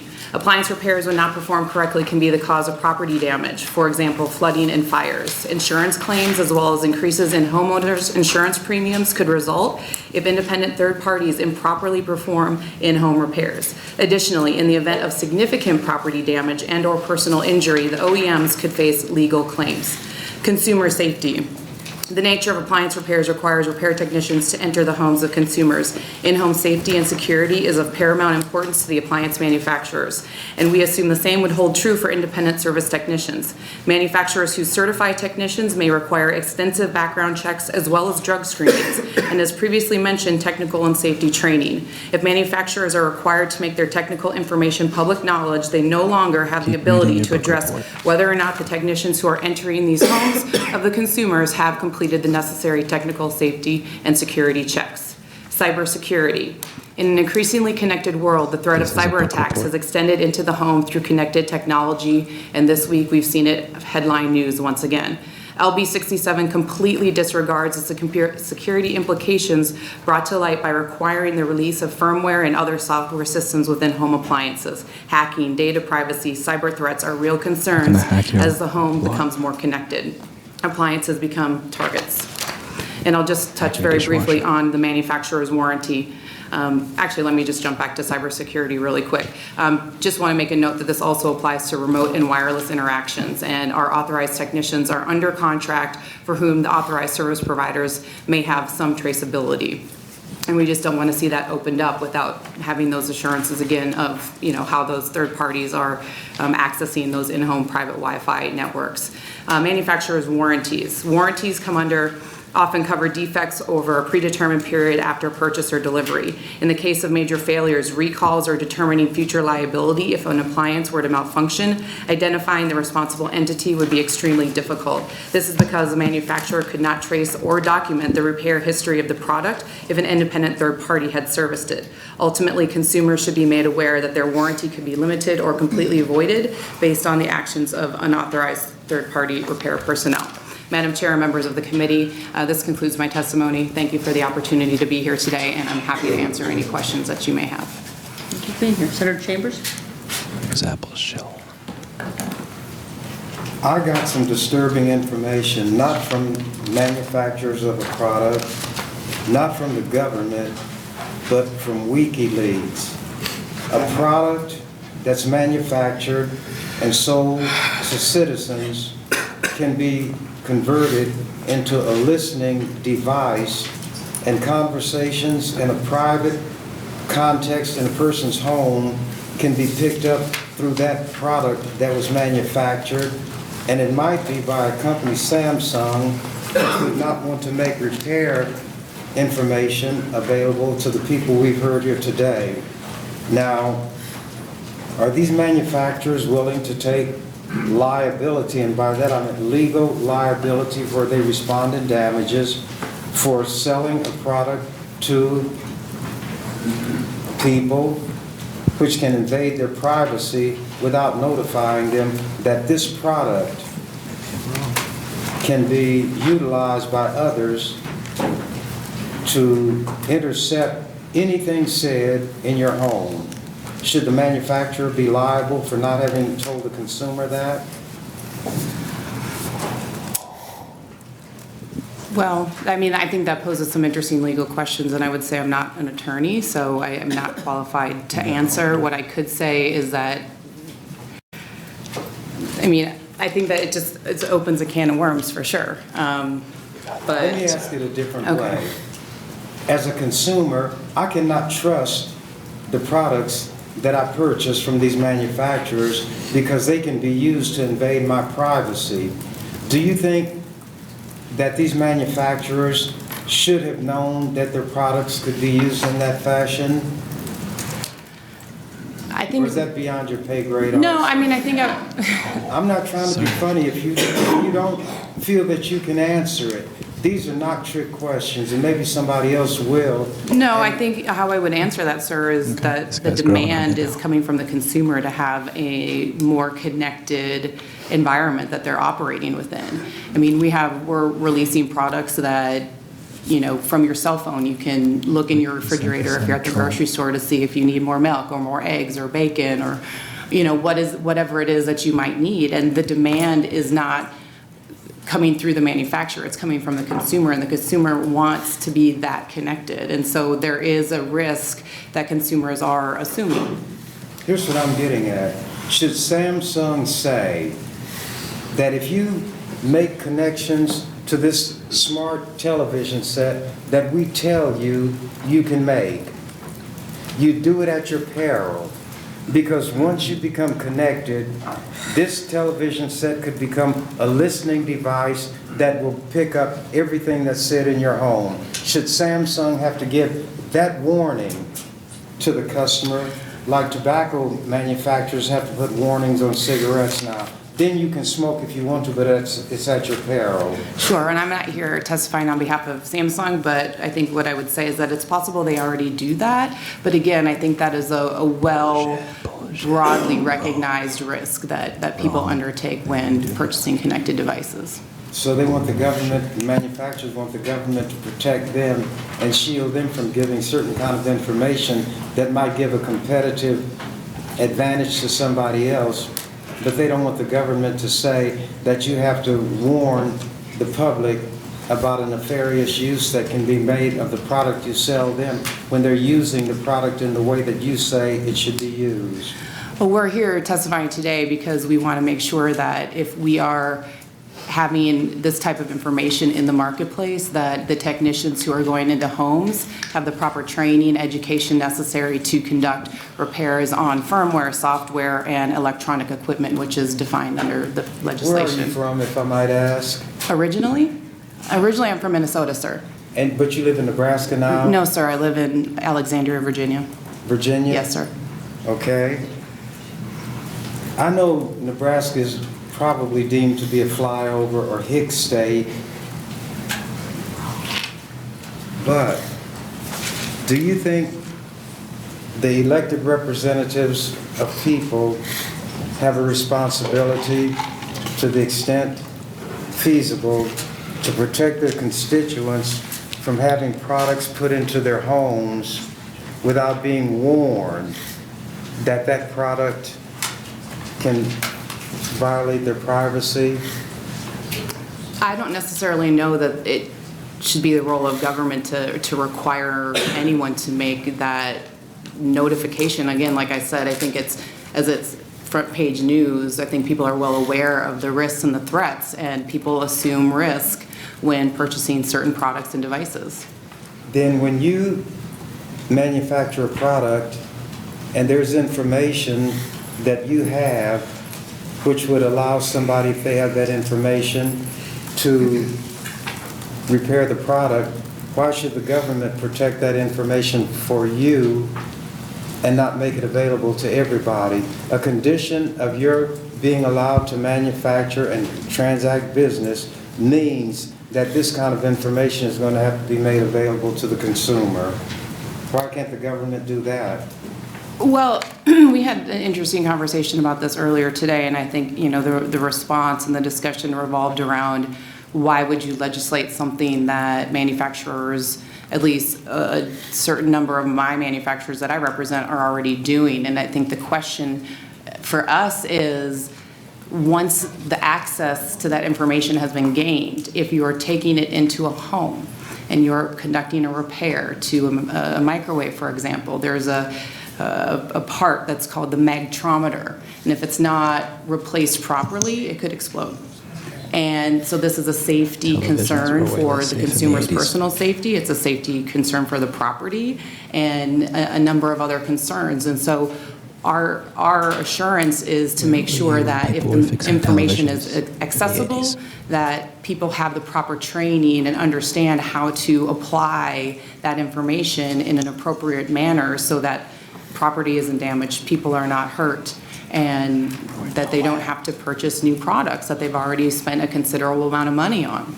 And a microwave literally could explode if not repaired properly. In the case of the magtrometer, yes, sir. In the same way that those telephones were exploding in people's pockets and other places because the manufacturer didn't notify the public of the danger? I can't speak to that, sir. Okay, maybe somebody else will come, or maybe if they have been alerted, they won't come, but we'll just see. Thank you. This guy's growing on me. He's like growing on. Any other questions? Okay, thank you. Let me just remind you, if you are testifying, if you're planning on testifying, let's get these on-deck chairs filled so that we know how many are, and those are the folks that get to go next, okay? So. Thank you, Madam Chair, members of the committee. My name is Garrett McGuire. That's GarrettMcguire.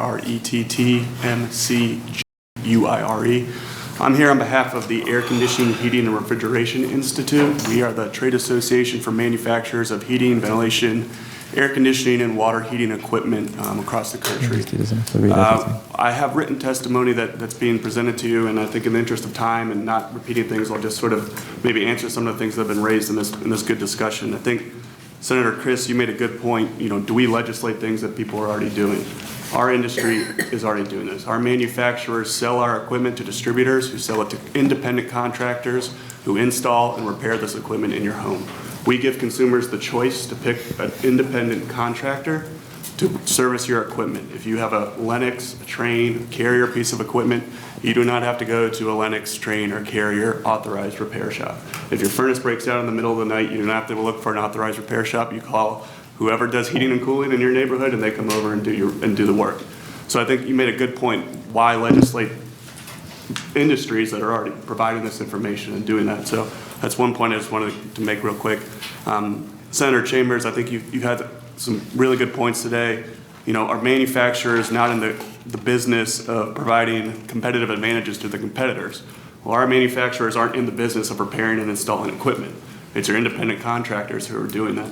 So our independent contractors who are not associated with our manufacturers, besides already getting the information that this bill seeks to unearth, going to give that information to other independent contractors that might hurt their business. So I think that was a really good point. And then we've heard that from some of the testimony, manufacturers want to be the only ones with the ability to service equipment. Again, our industry does not do that. We do not service the equipment. Those are your independent contractors who come to your home and install and repair the equipment. We've heard about consumer choice. I think I've sort of touched on that. We've heard about training. Our manufacturers provide equipment to community colleges and technical colleges across the country so that we have trained, educated, and certified contractors performing this work.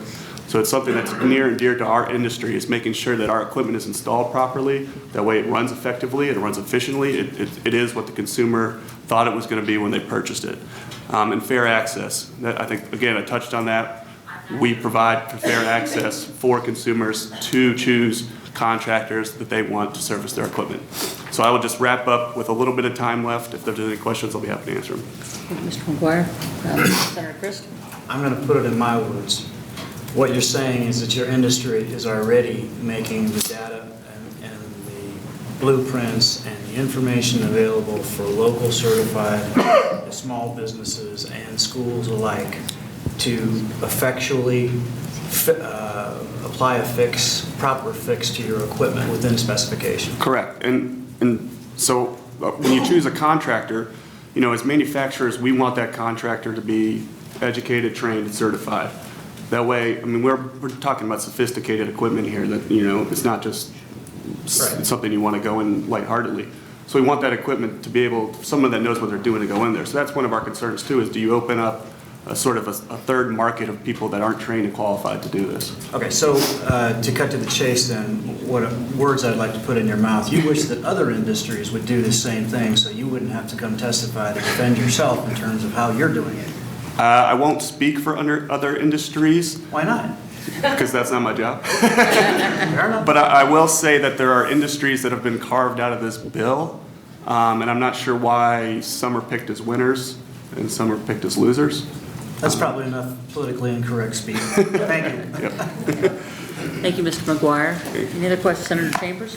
And another thing, I'm not trying to take sides with anybody and everybody, but some people might have sophisticated equipment.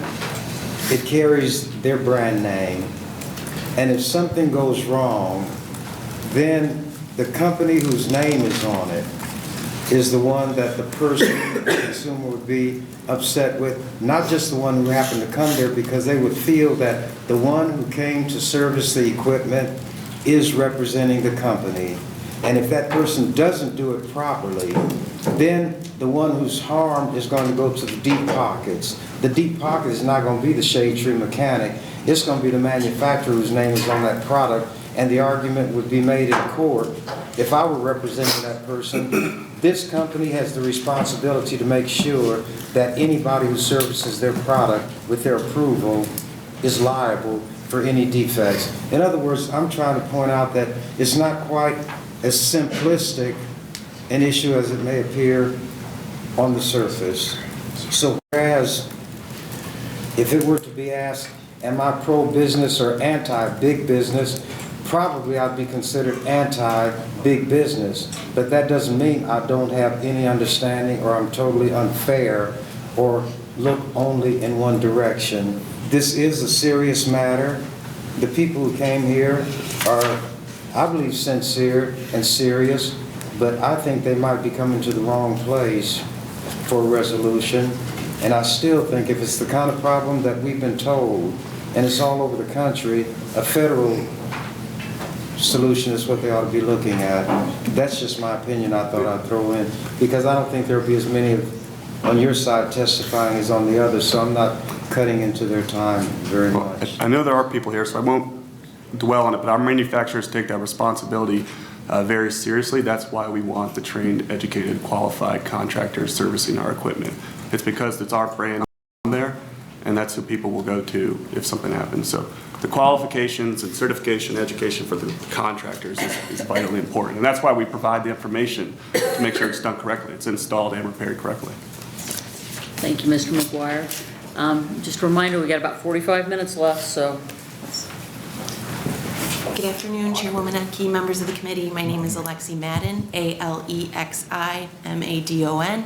I'm the Director of Midwest State Government Affairs for the Computing Technology Industry Association, more commonly known as CompTIA. We have over 2,000 member companies, many of which are manufacturers, and we're here today to share our concerns with LB 67. It's important to state up front that we support the ability of consumers to freely and safely repair their electronic devices.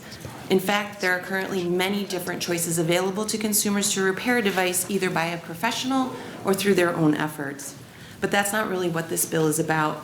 This legislation would mandate the disclosure of proprietary information, access to diagnostic and repair documentation, updates to software, and original equipment manufactured parts at a predetermined cost for anyone who requests it. While this may seem fair to some, dictating how a company operates when it comes to use and access to their intellectual property is in fact not very fair. Of particular concern with this bill is the potential to weaken security features in a host of different electronic devices. To be clear, this bill is not about a broken screen or a dead battery, and it certainly isn't just about fixing the engine of a tractor. As specified in the bill, the manufacturers of any product that connects to embedded software of which it operates will be subject to information disclosure requirements to any party requesting. This includes medical equipment, servers that host critical infrastructure, including those utilized by the state of Nebraska, and security systems that are designed to keep us safe. The security of user information of these products is of the utmost importance to manufacturers and the consumers who use them. A misrepaired medical device such as an MRI machine could potentially threaten sensitive medical information that is highly guarded by HIPAA, or worse, could result in a malfunctioning life-saving device such as a pacemaker. As you are all well aware, personally identifiable information of Nebraska citizens are kept on secured servers that are used by state agencies.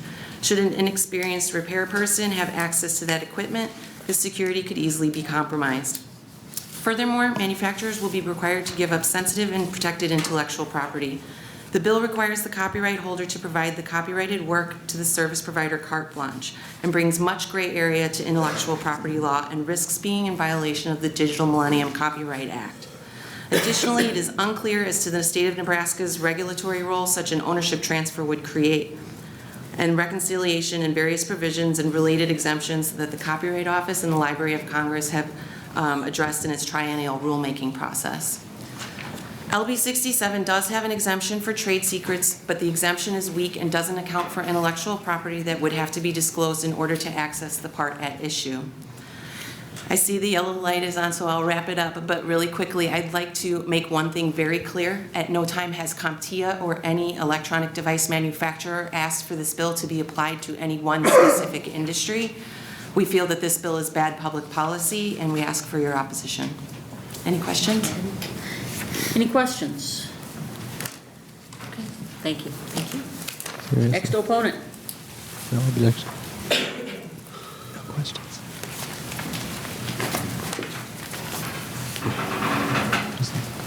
Good afternoon, Chairwoman and members of the committee. My name is Michael Warnicke, W-A-R-N-E-C-K-E.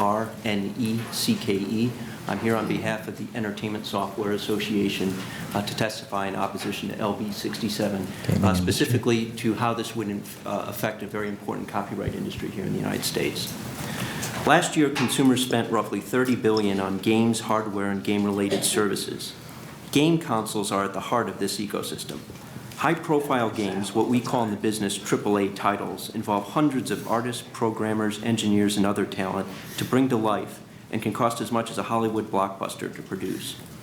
In order to preserve the incentive to create, publishers and console makers include security features known as DRM, or Digital Rights Management, to protect those games from illegal copying. Simply put, here's how the system works. The game console authenticates that the disc or cartridge inserted into the console is a legitimate copy. If it's not, the game console won't play the game. It's a robust system used by all three of the major console makers and has proven to be an effective deterrent against illegal copying. The challenge with the Fair Repair Act is that, among other things, it would allow third parties to modify the inner workings of the console, including access to software updates and tools, in a way that would compromise those vital security features. This is not the first time that our industry has addressed these issues. Proponents of right to repair have twice petitioned the U.S. Copyright Office for a special exemption to bypass game console security features for repair and other purposes. Both times, the Copyright Office rejected those requests following an extensive factual inquiry. The office cited the high risk of illegal copying and the wide availability of post-warranty repair options at nominal cost as among the deciding factors. And I want to be clear on this. Software sales are what drive our industry. We have every incentive to want to help consumers get their console repaired quickly and at low cost. No one buys games for a broken game console.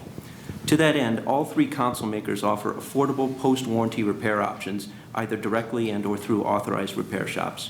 I'm happy to answer any questions. Thank you. Senator Christ? Are you a lawyer? I am. And where did you come from to testify? Washington, D.C. And you are familiar with the copyright laws of the United States government? Yes, Senator. And do you feel that this kind of bill would be better served at the federal level, dealing with those copyright laws, knowing what that atmosphere entails? What I can say on that question is that if a state were to propose a law such as the one that's being considered today, it would create some very complicated conflicts with U.S. copyright law. There are exemptions. There's the DMCA, which protects the ability of copyright owners to put digital locks on copyrighted works to protect them from illegal copying. And there are very limited exemptions to bypass those locks. The Copyright Office has considered these write and repair exemptions a few times and has said no to them. And I think if this bill were to go forward, it would create, at the very least, confusion and possibly severely undercut U.S. copyright law. So you think if we pass this in the state of Nebraska, we might see some legal action from the copyright side or from the federal side? This is the first state that's gotten this far on this issue. I think you just answered the question. Thank you very much. I appreciate it. I don't want to cut you off, but I want to give everybody else a chance. But I wanted to put it on the record. Any other questions? Okay, thank you. Next opponent.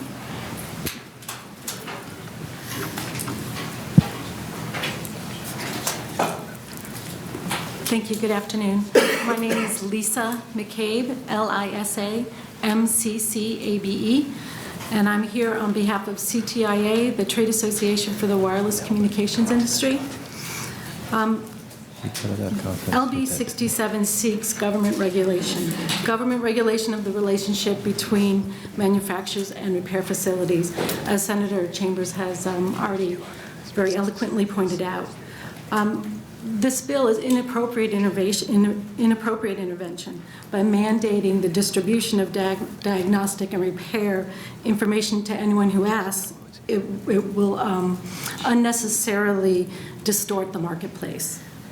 Authorized repair facilities contract with manufacturers to ensure that equipment is repaired properly and along the guidelines which are set by the manufacturer. This is a contractual relationship so that the manufacturers can protect their brand and ensure that those working on as authorized providers have the training and vetting to make sure that they can still stand behind the work that is done by the authorized provider. Manufacturers have invested heavily in their brands and have gone to extraordinary lengths to maintain the quality of the device that carries their brand from the first owner throughout the life of the device.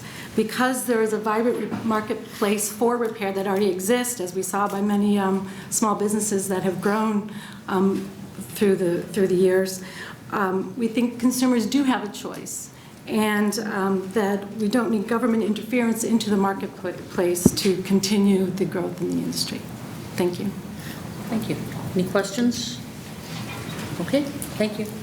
Next opponent.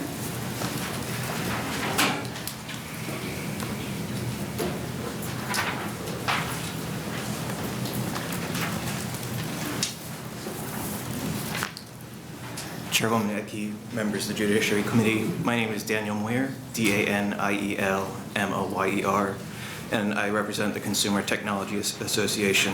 I appreciate the opportunity to testify in opposition to LB 67. CTA is a trade association representing the U.S. consumer technology industry, and we represent more than 2,200 companies, 80% of which are small businesses and startups. We're concerned with LB 67 because manufacturers of consumer electronics are rightfully careful when it comes to consumer safety and the quality of their product. This is why authorized repair providers are required to meet safety, training, quality, and business assurance standards implemented with the contracts with the manufacturers. This ensures repairs are done in a manner that protects the consumer, the manufacturer, as well as the repair provider and its employees. Unfortunately, this bill would circumvent that system. Manufacturers are concerned that independent service providers may use these tools to take risks or shortcuts that sidestep important safety standards which protect the consumer. And although it's nice to think manufacturers would not be liable for unsafe products misrepaired, such an assertion is untested, and the deep pockets of some device manufacturers might be too tempting for some plaintiffs' attorneys. Consumer electronics manufacturers have invested significantly in their brands as well. Many work hard to maintain a level of quality in their product throughout its life cycle, and this includes repair. Under this proposed legislation, a consumer who acquires a used device will have no way of knowing whether the device was repaired by an authorized servicer or modified by a third party. However, the consumer will know the brand of the device that they acquired. A manufacturer will have their label on the device repaired by an unknown third party who has not worked to maintain the quality standard established by that manufacturer. Unlike some other industries like auto repair, consumers of electronic devices expect the brand name on the device to be the only company to have manufactured, remanufactured, or refurbished that device. This consumer expectation may change over time, but the state should not mandate a change in these existing business arrangements. Thank you for the opportunity to comment, and I'll take any questions. Thank you. Any questions? Guess not. Thank you. And we've got about 30 minutes just How many people assume that when they buy something planning used on eBay, purposes. they never try to fix it? It's absolutely bullshit. Chairman Epke and members of the Judiciary Committee, for the record, my name is Ron Sedlacek, R-O-N-S-E-D-L-A-C-E-K. I'm here today on behalf of the Nebraska Chamber of Commerce and Industry. I emphasize in industry because we're also a State Manufacturers Association. We've had grave concerns about the bill before you. There's a former senator that once said, you write legislation, let me write the definitions. And I'd like to refer you specifically to Section 2 on page 4, number 10, subsection 10. And that's the definition of original equipment manufacturer. When I first read that, I wasn't sure I was reading it right. So I talked to a number of people asking, am I reading this right? What's going on here? It says that original equipment manufacturer means any person or business in the course of business is engaged in the business of selling or leasing new equipment to any person or business and is engaged in diagnosis, service, maintenance, or repair of equipment. That's a retailer too, or it could be. You're a retailer, you sell a tablet, you sell a toy, as mundane as that, or other machinery or other equipment, and that's the hook.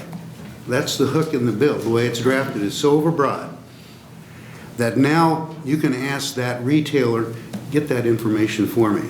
I didn't manufacture it. Yeah, but you're selling this, and you maintain the equipment, you've cleaned it, you've put new batteries in it, whatever it might be. You're considered an OEM here. And then that means you have to comply with Section 3. And Section 3 says you have to provide all this information at no charge and in the same manner as the OEM, and including updates. How in the heck is a retailer going to get that kind of information? They're trying to get jurisdiction by bringing that retailer in. There's an exemption for car dealers, or for motor vehicles, I should say. But if you're making component parts here in Nebraska, it applies to you. So we have a number of other reasons, short on time, but it was mentioned this applies to medical devices as well. Something such as customized motorized wheelchairs to medical pumps, to monitoring devices and MRI machines. This is way overbroad. Manufacturers trying to mitigate risk, and they're trying to trying not to be subject to product liability litigation. And this seems to run counter to that particular policy as well.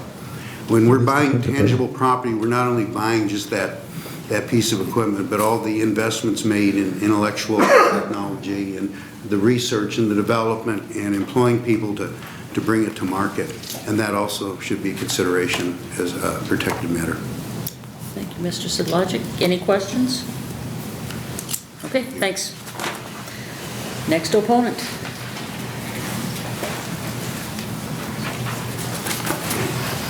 Good afternoon, and thank you, Senators, for taking some time to listen to us this afternoon.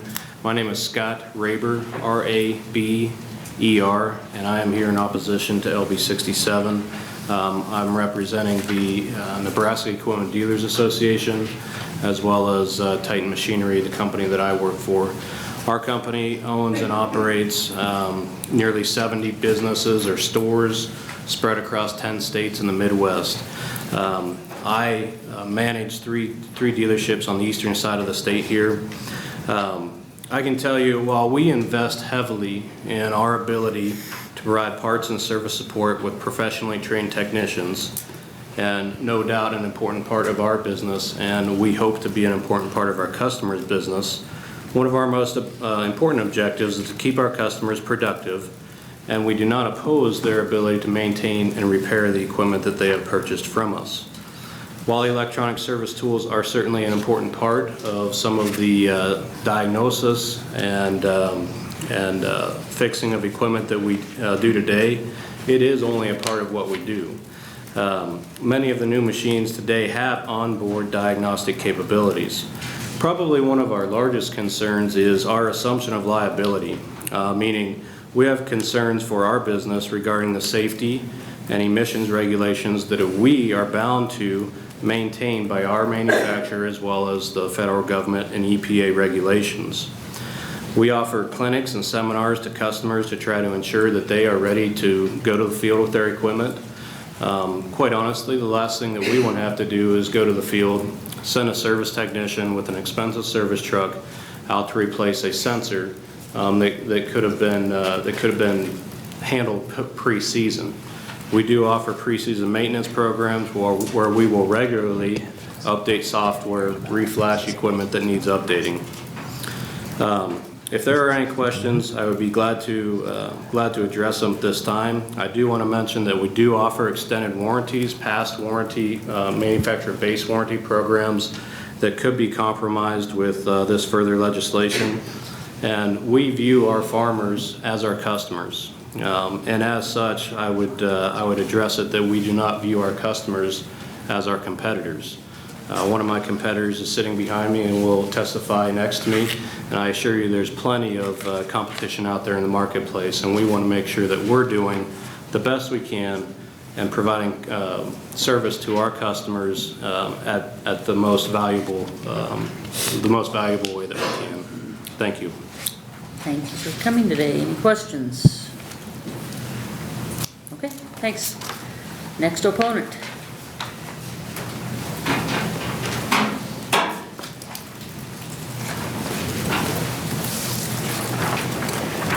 Good afternoon, Senators. Thank you for allowing us to speak to you today.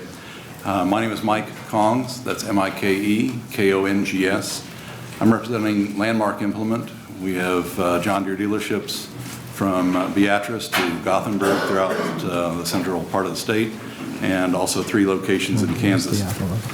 There's been a lot of discussion today regarding both the safety and the availability of the tools needed. I'd like to touch on just a few of those. In the opening statements, we heard mention to holder of the keys being the manufacturers and the dealers. Well, those keys are available, at least through the John Deere business, to any customers or third-party people that are interested in repairing equipment. Now, owning the keys is kind of like owning an airplane. I can go out and buy an airplane today, but that doesn't mean that necessarily I have the training to fly that aircraft. Now, if a customer is willing to invest in the tools which are available, that's one thing, but the training that goes along with it. As a dealership, we invest heavily in making sure that our technicians are well trained. We spend in excess of $6,000 a year per technician to make sure that they maintain those certifications, or at least certifications in the John Deere world, and also supply them with the tools that they need to do their job. That's part of the issue, is having the tools. The other part of the issue is if you allow outside parties to use, or to, should I say, break code and give them the microcode to get into changing and modifying pieces of equipment. We're now talking about modification versus repair. Modification comes back to our industry and hits us in the resale value of the used equipment and also in the liability of that equipment. If that piece of equipment is modified, and by changing a simple code in a controller inadvertently deactivates a safety system, and I'm unaware of that as a dealer when that piece of equipment comes back into me and I sell it to the next consumer, and let's say that the previous owner did not use the power takeoff shaft, but the new user does, and that power takeoff shaft is now overspeeding, or let's say that it turns on and off inadvertently. who becomes liable for that issue? It comes back to the dealer and the manufacturer. So opening the code to modification could, in a sense, moving forward, open a Pandora's box. Totally autonomous vehicles are in the future, and we are all aware of that. Google has their cars now. You've seen the videos of tractors out there. The last thing that any of us want is a 40-ton piece of equipment traveling down the road that's not controlled by an operator. I'd be happy to take any questions. Senator Christ? So you opened up Pandora's box. I have heard, I'm very familiar with GPS codes, updates to GPSs. I have heard that what I would call gouging is in effect in terms of the updates, mandatory updates for GPS systems on John Deere tractors to the tune of $4,500 in order to put the thing in place. And I'm not saying that it's right, wrong, or indifferent, but in conversations with people who are on your side of the fence, I had some criticisms for the other side of the fence earlier, and now I'm going to have some criticism now. You know, realistic and efficient and economics have to be applied to any industry. If Cessna wants to get rid of an airplane, they make the technical changes on the wing and the support structure so expensive that it forces me to buy a new airplane. And it's rampant. It happens in the aircraft industry all the time. And when I hear people complain about the price of an update, and I hear people complain about the inaccessibility or the place in Nebraska that they can't get the support, and I realize that most everything I can do with the airplane, I can load the software in my iPad and go out and plug it into the airplane, and I have a subscription for the GPS that costs me about $1,200 a year with JetStream, and I can update or flash drive and update that technology in a New York minute. And I'm a pilot. I'm not even an AMP. I'm not an inspector. So my challenge to you is to make your OEM chain more efficient and more economical so we don't hear those kind of complaints. I still don't think that we need to hear this at the state level. I still think it's a copyright issue at the federal level. But it seems to me that in the list of culprits, John Deere's in that list. So I don't want to spend a whole lot of time for you to defend yourself, but I will give you a couple minutes to respond. I'm not accusing you of gouging or charging too much, but in terms of listening to my constituents and people out there, I think this could be an industry change that would solve 80% of the complaints.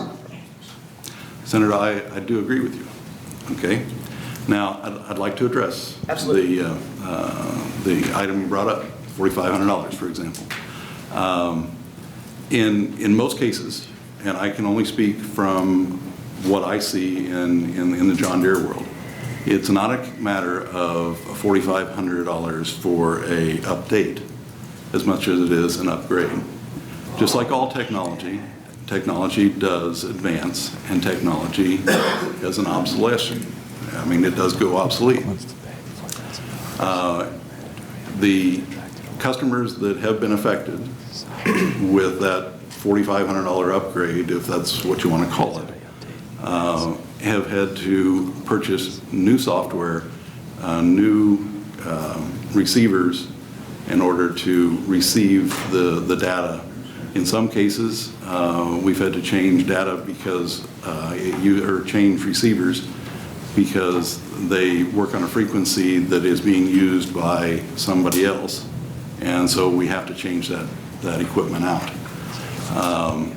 In many cases, as technology does advance, I'll use RTK for an example, and RTK gives you repeatability year after year.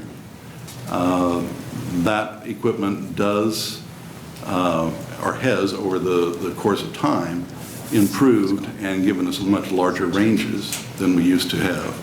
And so some of those old radios had to be retired because we could not maintain towers. Now, if a customer owns an old piece of equipment, an old receiver, he has the ability to purchase other receivers and transmitters in that same era so that he could use those, but he would have to maintain his own base. So in the example that I gave you, there's a modification that the FAA is requiring. It's called ADS-B. And I know in my Garmin 430, which was never designed for ADS-B, and the associated radar systems and systems in the aircraft, there is now a feature where I can upgrade my 430 with the ADS-B, and it's an aftermarket ODM add-on that Garmin, if they had their way, would sell me a 530 or a 630 or a 1000. I'm suggesting that they're doing that in other industries, and although repair on a Garmin 430 is not something I would attempt, but there are plenty of smart people out there that have that data that they can work. And so my example is the accessibility, the economics, and being a little more customer friendly in terms of getting it out there. So I would agree with you, Senator. The example that I gave you of the older technology, it falls right into line with your older Garmin. While you don't have the ability to make that modification, you mentioned that there is an outside third-party manufacturer that does. Well, the third-party manufacturer in the scenario that I gave you a little bit ago is still a John Deere product. It's an older technology piece of equipment that, because they are being phased out, are very economical to purchase. So in that respect, we are on the same page. okay. So there are options out there, and you're working towards new options, more economical options. Correct. Thank you. Thanks for asking my question. Answering my question. I try both. Thanks for being here. Any other questions? Okay, thanks. Thank you. Okay, so we've got about 15 minutes. And again, as with the proponents, if you don't get up here and you've got written testimony, if you've got your name and address on them, and note that they are, that it's opponent testimony, we will put it in the record as if delivered. So. Good afternoon, Senator Epke, committee chairs, or members. My name is Max, M-A-X Miller, M-I-L-L-E-R. I was born, raised, and have spent my 58 years in Scottsbluff, Nebraska. I am here as the Vice President of Murphy Tractor. We have a John Deere construction equipment dealership. We have 28 locations in 6 states. 5 of those are here in Nebraska: Omaha, Lincoln, Grand Island, North Platte, and Gearing. I would like to make 4 points while we oppose this law. My first point is technology. Why is it here, and why are we talking about it? It's here because at one point in time, we as a society agreed we wanted cleaner air. Diesels are not clean. There's been millions of dollars spent to clean up the air with diesel engines. There's not been a good exception or replacement for a diesel engine for the work we do with them. We're here because when I went to high school, one farmer farmed 200 acres with 1 or 2 tractors and made a living. Today he has to farm 3,500. He can't hire people. He has to do it with big equipment. He has to run at 6 miles an hour through his field combine. He has to know where his yields are at in that field. Without technology, he doesn't know where to put chemical down next year and where not to put chemical down next year. So we as a society have driven this technology and this cost to this equipment. At one point in time, we said we want safe equipment. We want equipment that people can work safely and work around safely. So we have backup alarms and lockouts and parking brakes and seatbelt sensors. I'll get into that deeper here shortly. As far as our equipment's concerned, information that everyone is after is currently available today. They have to pay for it just like we as a dealer has to pay John Deere equipment. Our last 2 generations of tractors all have codes. They pop up on a monitor. You can buy the tech manual that says this code 829.3 Sec E is for this problem. Here are the 5 steps to fix it. My last concern is the liability. There is a huge chain between the manufacturer and the dealer network. There's regulators, regulation that monitor all these processes and make sure we meet the final and prior laws that have been passed for EPA emissions and safety. Given this information to the end user, who's going to monitor that? Why would that person not be held to the same standards? In closing, I think the market, free enterprise and competition will solve this problem, because every time there is a gap, someone fills it in our system. And they'll come with more efficient ways, we'll come with more efficient solutions.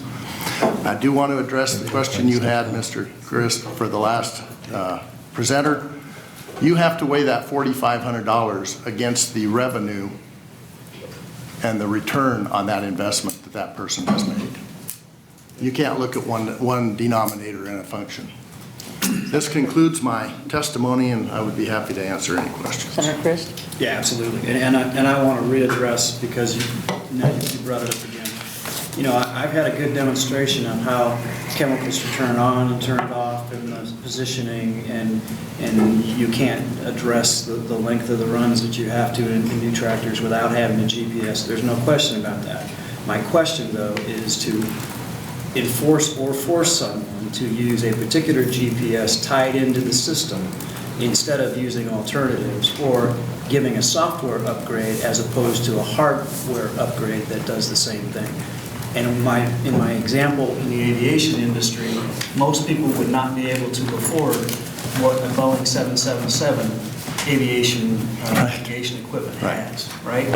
So in my little airplanes, so to speak, I can afford a 430 to 530 or whatever, and they've done a great job giving me the upgrades to still know where Detroit is within about 4 or 5 miles with the same box with new software. And that's what I was getting at. So may I share an example with you? Okay, so 10 years ago, GPS came to the construction world. Out-of-the-box systems were $250,000. What that allowed that contractor to do was go out with one person with one pogo stick, develop the topographical map for that job, download it to a computer. That computer translated that information to data that was sent to a tractor, and that contractor moved dirt one time, and only the amount of dirt he needed to move. So that $250,000 seemed very expensive, but on a $2 million job, it might have paid for itself in one job. Today, that same system is $80,000. 5 years from now, it will be $25,000. It's like my cell phone. It becomes obsolete quickly because the technology is moving so fast. But again, back to the liability issue of all of this stuff. Someone has to be in a financial position to be held accountable when and if the situation arises. I have a technician competing against us that was trained by our competitor. He left and went out on his own. Free enterprise, great, right? Got no problem with this kid starting his own business. $2,800 for him to buy the software download that he wants to work on all this equipment. He doesn't buy it. He goes online and he gets a pirated version from Australia. Well, I'll bet my next paycheck against yours that that software does not apply to the equipment he's working on in western Nebraska. It's Australian. They have their rules and regs, and they have equipment built for their area. We have equipment built for ours. That person needs to be held accountable if anything happens. And he has nothing more than a truck. Okay, thank you. Thank you all very much. Next opponent.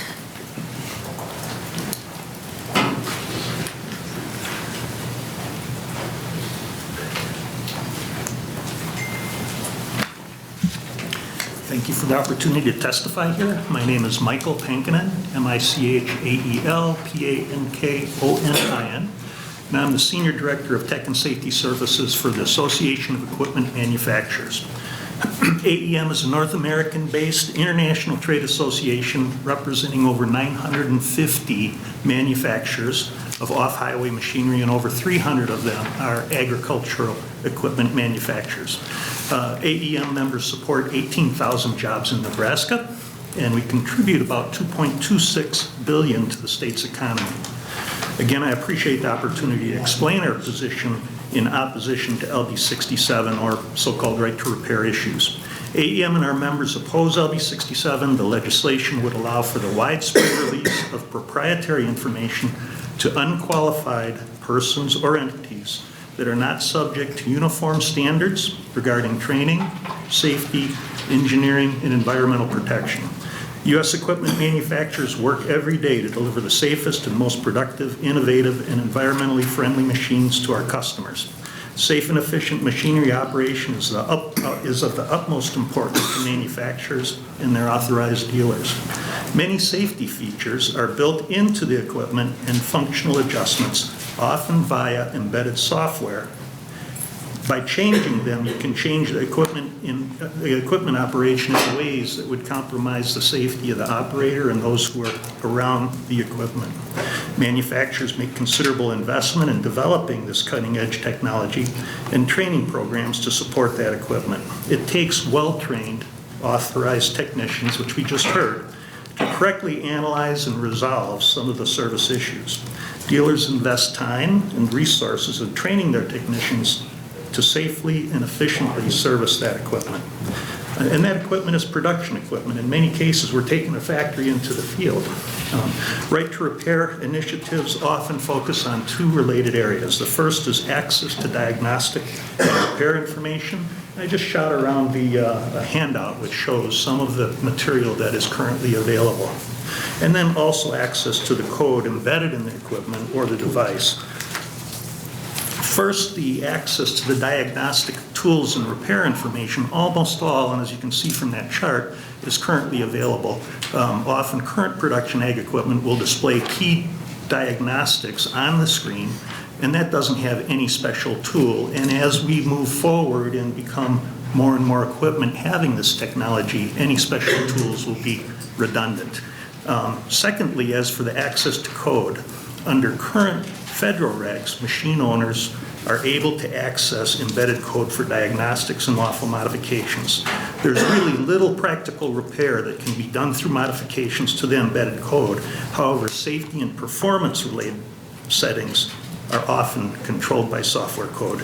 Those who want access to this code usually want to modify it in ways unintended, potentially bypassing safety and regulatory compliance features designed in the machine, possibly resulting in unsafe equipment or non-compliant emission levels. Conclusion, AEM opposes LB 67 and other right to repair legislation. Manufacturers, dealers, customers, we can arrive to common sense solutions in a reasonable manner without costly and counterproductive intervention by state or federal lawmakers. Government intervention will raise costs for consumers, put operators and the environment at risk. Sorry, I'm quivering. I'm about done. And diminish the value of a dealer's investment in training their technicians. So again, thank you for the opportunity. And if I can answer any questions, I'll try. Thank you for being here. Any questions? Okay, thanks. Thank you. We've got one coming up and another one, and that's probably going to have to be it. So, so if you have written testimony that you want submitted for the record to be read in, to be put on the committee statement, do bring that up. Go ahead. Good afternoon. My name is George Whitaker, George Whitaker, Whitaker. I work for CNH Industrial, and we're manufacturers of Case IH and New Holland brands of agricultural equipment. We also have a plant in Grand Island where we produce our flagship combines for the Nebraska market as well as markets throughout the world. We oppose LB 67 as written, and you've heard testimony from our colleagues about technical issues. I think you were distributed a letter from Dr. Hoy, from an academic in the Nebraska Test Center, and that letter really references engineering software, which we think is a particularly important issue in this bill. You've heard from our outstanding dealers, and I would add that from a legal standpoint, the bill is woefully void of liability protections for farm equipment manufacturers. All of that being said, manufacturers are not blind to the issue. We are currently in a demand destruction environment, and cost is very important to our farmer customers.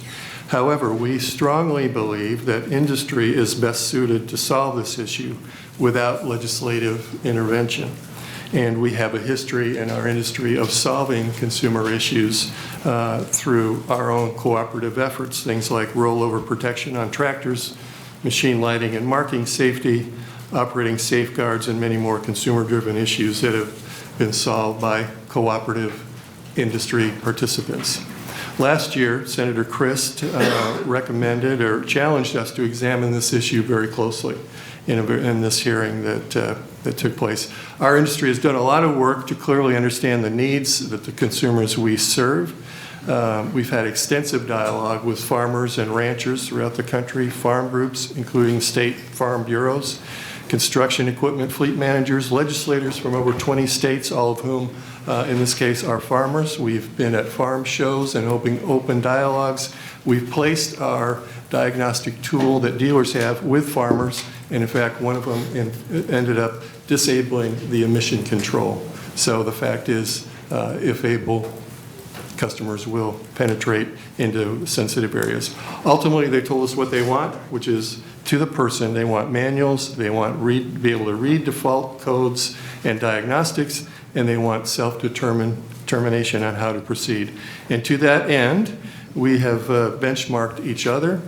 We've benchmarked the auto space that was mentioned earlier, where they have an execution and delivery system for diagnostics. We've benchmarked on-road heavy-duty engines, and we have a unique view into the future, which is the autonomous tractors that were mentioned, and remote diagnostics, where we'll be launching products that allow the dealer to dial right into a customer's machine and take it over, much like you might do with a laptop.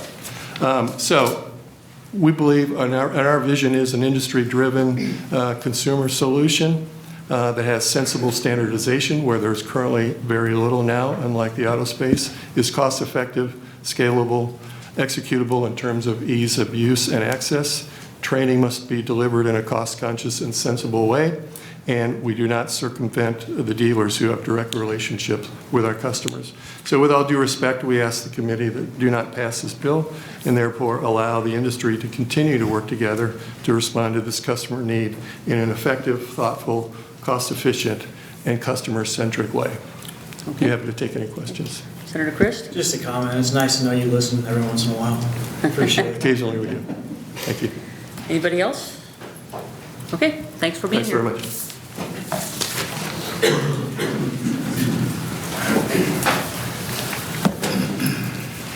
Senator Epke and members of the committee, my name is Kim Roback, K-I-M-R-O-B-A-K. I'm here today on behalf of AT&T in opposition to LB 67. I won't reiterate everything that everyone else has said today, but sitting in the audience and listening to the testimony, this has been a very interesting debate about the free market system and about repairing farm machinery and equipment and telephones. But I will say that I urge you all to read the bill. It is extremely broad, and it refers to every piece of electronic equipment sold in the state of Nebraska. This sounds like it's a big guy versus little guy issue, but examine the bill and think as if you were somebody at the University of Nebraska Innovation Campus. And I have now created a brand new product. It's an electronic product, and I want to sell that product in the state of Nebraska. If this bill passes as it is drafted, I would have to give to anyone who bought that product access to all of the electronic codes in my product. Does that make any sense? And if the state of Nebraska is the only state that does that, Senator Chambers' comment was that that would apply in all their states. Again, the way the bill is drafted, it says that any product that is sold and used in the state of Nebraska. If I'm the big guy, what I do is I just don't sell my products in the state of Nebraska because they have to be sold here. If it's online, I don't sell to anybody who has a zip code in Nebraska. And if I'm a little manufacturer, I move out of the state of Nebraska. So it doesn't make a whole lot of sense to introduce this bill and pass it only in the state of Nebraska, because it does harm those individuals who create these products and have to provide those codes. It makes a whole lot of sense if you want to look at this from a federal level. I see that this hearing is being filmed today on some iPhones, and I'm sure that it's going to be played.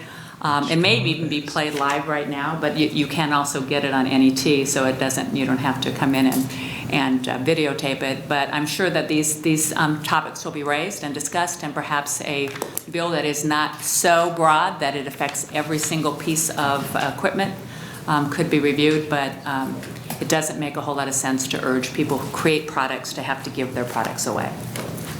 Okay. Ms. Roback, any questions? Thanks for being here. Okay, that concludes opponent testimony. Do we have anybody testifying in a neutral capacity? I see no one testifying in a neutral capacity. So, Senator Brosh. And while you're getting seated, let me read the letters into the record. We have a few letters of support, one from Nora Sandine, one from Dan Wesley of the Nebraska She's saying that you have to give your product away. From the National Federation of That is Independent manipulative. Businesses, one from Michael Those are weasel Cowley's, words right there. one from Dennis Fuhan of the Nebraska What in this bill says that you Soybean have to give Association, your product one in away, like opposition your from entire Reed product? Allen, and Read the one in bill, neutral as she said, capacity and you from won't Dr. find Roger that. Hoy. Just lies from AT&T. Okay, Senator Brush. Thank you, members of the Judiciary Committee, and you have been thorough, you have been diligent. What I have heard from the opposition, I have heard. I have been contacted by numerous lobbyists of different groups. Everyone says this is a bill good for someone but me, kind of like taxes. And I did want to clarify here some of the concerns that were raised. This is not a copyright issue. If you look in my, you don't have to do it now, but in my formal introduction on page 3, it tells you that there's more background, and in 2015, U.S. Senator Chuck Grassley, the Republican from Iowa, and Patrick Leahy, the Democrat from Vermont, they petitioned the United States Copyright Office to conduct a study. And one of the points of interest was to identify key issues on how copyright law interests with other areas of the law, establishes how products that rely on software to function can be lawfully used. And you can read this yourselves. And it said the Copyright Office released their report in December of 2016, which was passed out to you. You have that with you, with some of the most relevant portions highlighted. The Copyright Office essentially concluded that problems that consumers run into with respect to having the ability to maintain, repair, and legally modify their equipment are problems that can be addressed at the state level through contract law and consumer protection, not at the national level, since problems do not deal with copyright law. These are not copyright issues. The software itself is protected through intellectual property. It is not something that someone can try to emulate without running into legal recourse. You know, all of the arguments, I can speak with you later, the security piece, the safety piece, those are issues. I have talked with software engineers, and by the way, the equipment manufacturers, they said, if you take out the word engineers, then we probably won't object to this, and so we took out the word engineer. What? They still object to it. It wasn't, you know, again, you know, we're going in circles. And the reason, you know, the state cannot amend federal laws, as Senator Chambers rightfully said, but the 2013 Massachusetts Right to Repair bill, specifically tailored to automobiles, has not been challenged and has not been burdensome to interstate commerce. And all of you here today can access and repair your diagnostic information for your automobile due to the Massachusetts law. There was a memorandum of understanding issued. There's only a little over 20 auto manufacturers, dealers. It can be handled through an MOU. However, as you had heard, there's thousands of repair software and hardware entities. Most have major branding. That's the problem here. The major brands are trying to smother out the small mom and pops, the entrepreneurs you heard here, coming here. And I was really entertained to hear whispering over my shoulder when the woman from Alexandria was talking about the microwave. This gentleman who fixes printers says, quote unquote, and I'm saying it respectfully, she doesn't know what she's talking about. And they recited the parts and mechanisms of the microwave and the impact. So even though you're from Nebraska, you know what you're doing. You can have the education, the training. Kevin Kenny brought this bill to my office in November of 2016. And LB 1072 was introduced last year by Senator Ken Haar. And nothing in this bill would supersede the federal law. And in fact, much of the language here was taken from the 2013 Massachusetts bill. And I disagree that the idea, respectfully, of having a business is solely to make money. The purpose of some businesses is to provide services, and services which combine in the common good. There are entities and businesses out here who just try to make the good life great, a little better, and you do need to be able to keep your business maintained and running, but how many billions of dollars does some of our branded companies really need to take? There is a market out there for some less. There is so much here that, I don't want to take up more of your time. As far as the WikiLeaks concerns that Senator Chambers has, you go out in parking lots, there's cameras watching you. The eyes are everywhere. But the diagnostic and the repair tools are not the tools with any of the intellectual properties, any of the spyware. And if Senator Pansy Brooks would be here, her and I both got a tour of Microsoft and Amazon. We got to sit and visit with Homeland Security last May, I believe, and look at the actual rooms that are set up by businesses and government to catch the bad actors, the individuals that are truly hacking, but they don't want our diagnostic tools. They don't need them. Sensitive information is protected behind firewalls and encrypted information. But yes, I would put a piece of tape over any cameras you have on your phone, on your computer, because somebody could be watching you even if the light doesn't go on. And the farm implement dealers, it's a great group of people. As a farm wife on a Sunday afternoon, we don't drive to the lake. We drive through the implement dealer and take a look at what's new on their lot. It's such a good day when we can do that. And we're not trying to poke them in the eye, but what we're saying is that we'll come back to you because we like you, you're reliable, we trust you, but when you tell us that this is ours and ours alone, and when you know that a person from Main Street was here in West Point, small shop, farmer, he can do what the diagnostic and repair piece, that's all he wants to do. He's not trying to build a competitive piece. And as far as the way the bill is written, we can put some amendments. It is based off the Massachusetts bill. However, we're talking about equipment you own, something that you own, that you shouldn't have to pay for over and over or end up just tossing in the junkyard, the landfill. Because it's cost prohibitive to fix. And I don't know how many of you heard that, it's going to cost too much to fix it, you might as well just buy a new one. Well, it shouldn't cost that much to fix this. And then the final thing is, this is being picked up through NET. I have individuals who are with the Boston Globe watching, Inc., The Guardian, they're all anxious, and not because they think Nebraska's a bunch of fools, I think I've heard that word used, but because they think we're smart, we have a unicameral, we have a one house, we're streamlined, we're not reliant and corrupt where maybe other places are, we're not afraid to stand up to a lobbyist. That Nebraskans are independent thinkers. They think if they have a chance in Nebraska, by golly, they have a chance elsewhere.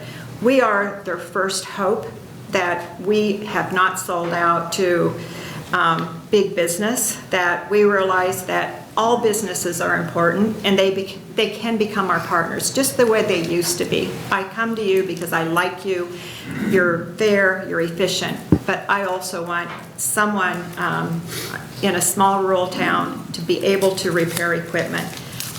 I know you have more people behind you, but I'd be happy to answer questions. Thank you, Senator Brush. Any questions? I have one question. Yes. Has this bill received a priority designation? No, unfortunately, I have come so close, and my colleagues think it's a hopeless bill.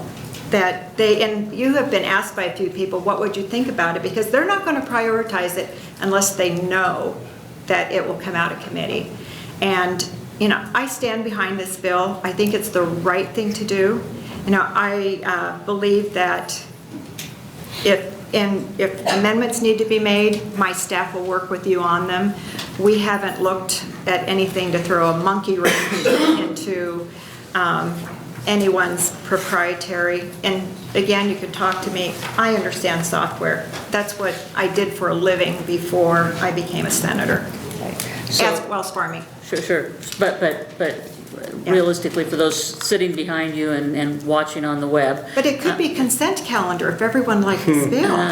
Or a speaker's priority. Probably not consent calendar because it's got people on both sides. Okay. That's the standard. Well. But yeah, and the senator's priority designations were already requested. So without a priority designation, even if it comes out of committee, it's not likely to be heard this year. But it could be. It could be. Well, yeah. It's not over till it's over. Senator Chambers. I have an amendment which if she would adopt, it would come out. Okay. About mountain lions. Prairie dogs.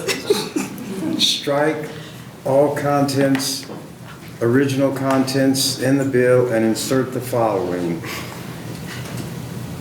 Better luck next year when we come back. Okay. Well, thank you, Senator Brock. Thank you, members. Thank you. And thank you to everyone who came here to Thanks. testify and who's watching today. Don't give up. Thank you. Thanks.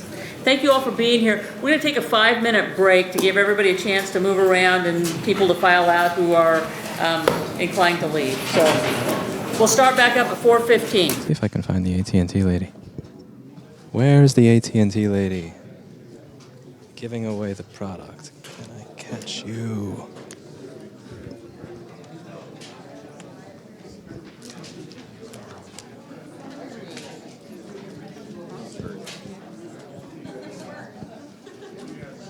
Did the AT&T lady leave? I want to catch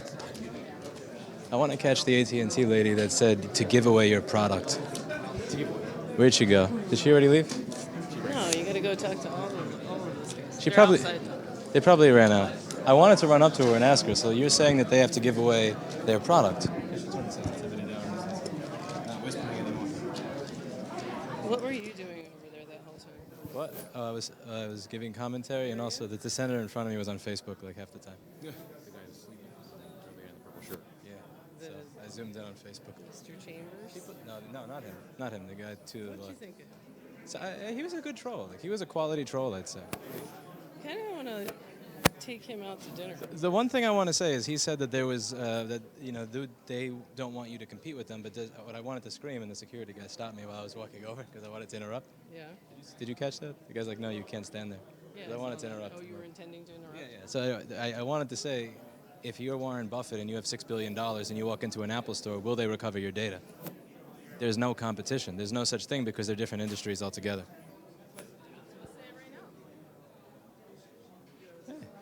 Yeah, why not?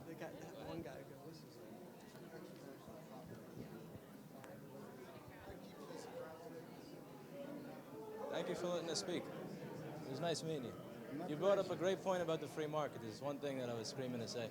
If you have $6 billion and you walk into an Apple store, they won't recover your data because it's not their industry. Sometimes I have to ask questions to bring out issues that others may not bring up.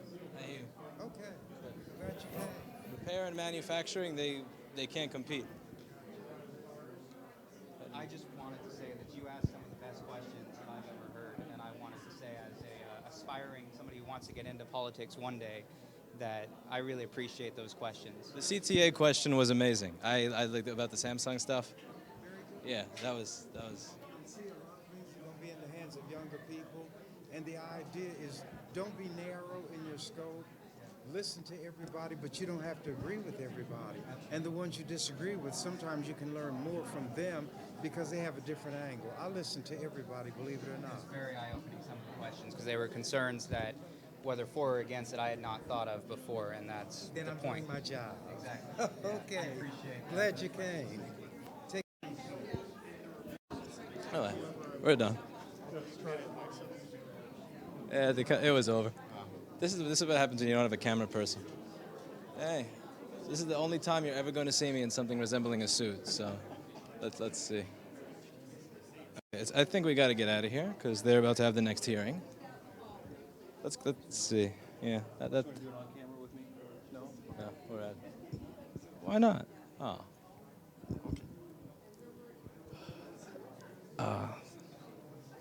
Okay, time to get out.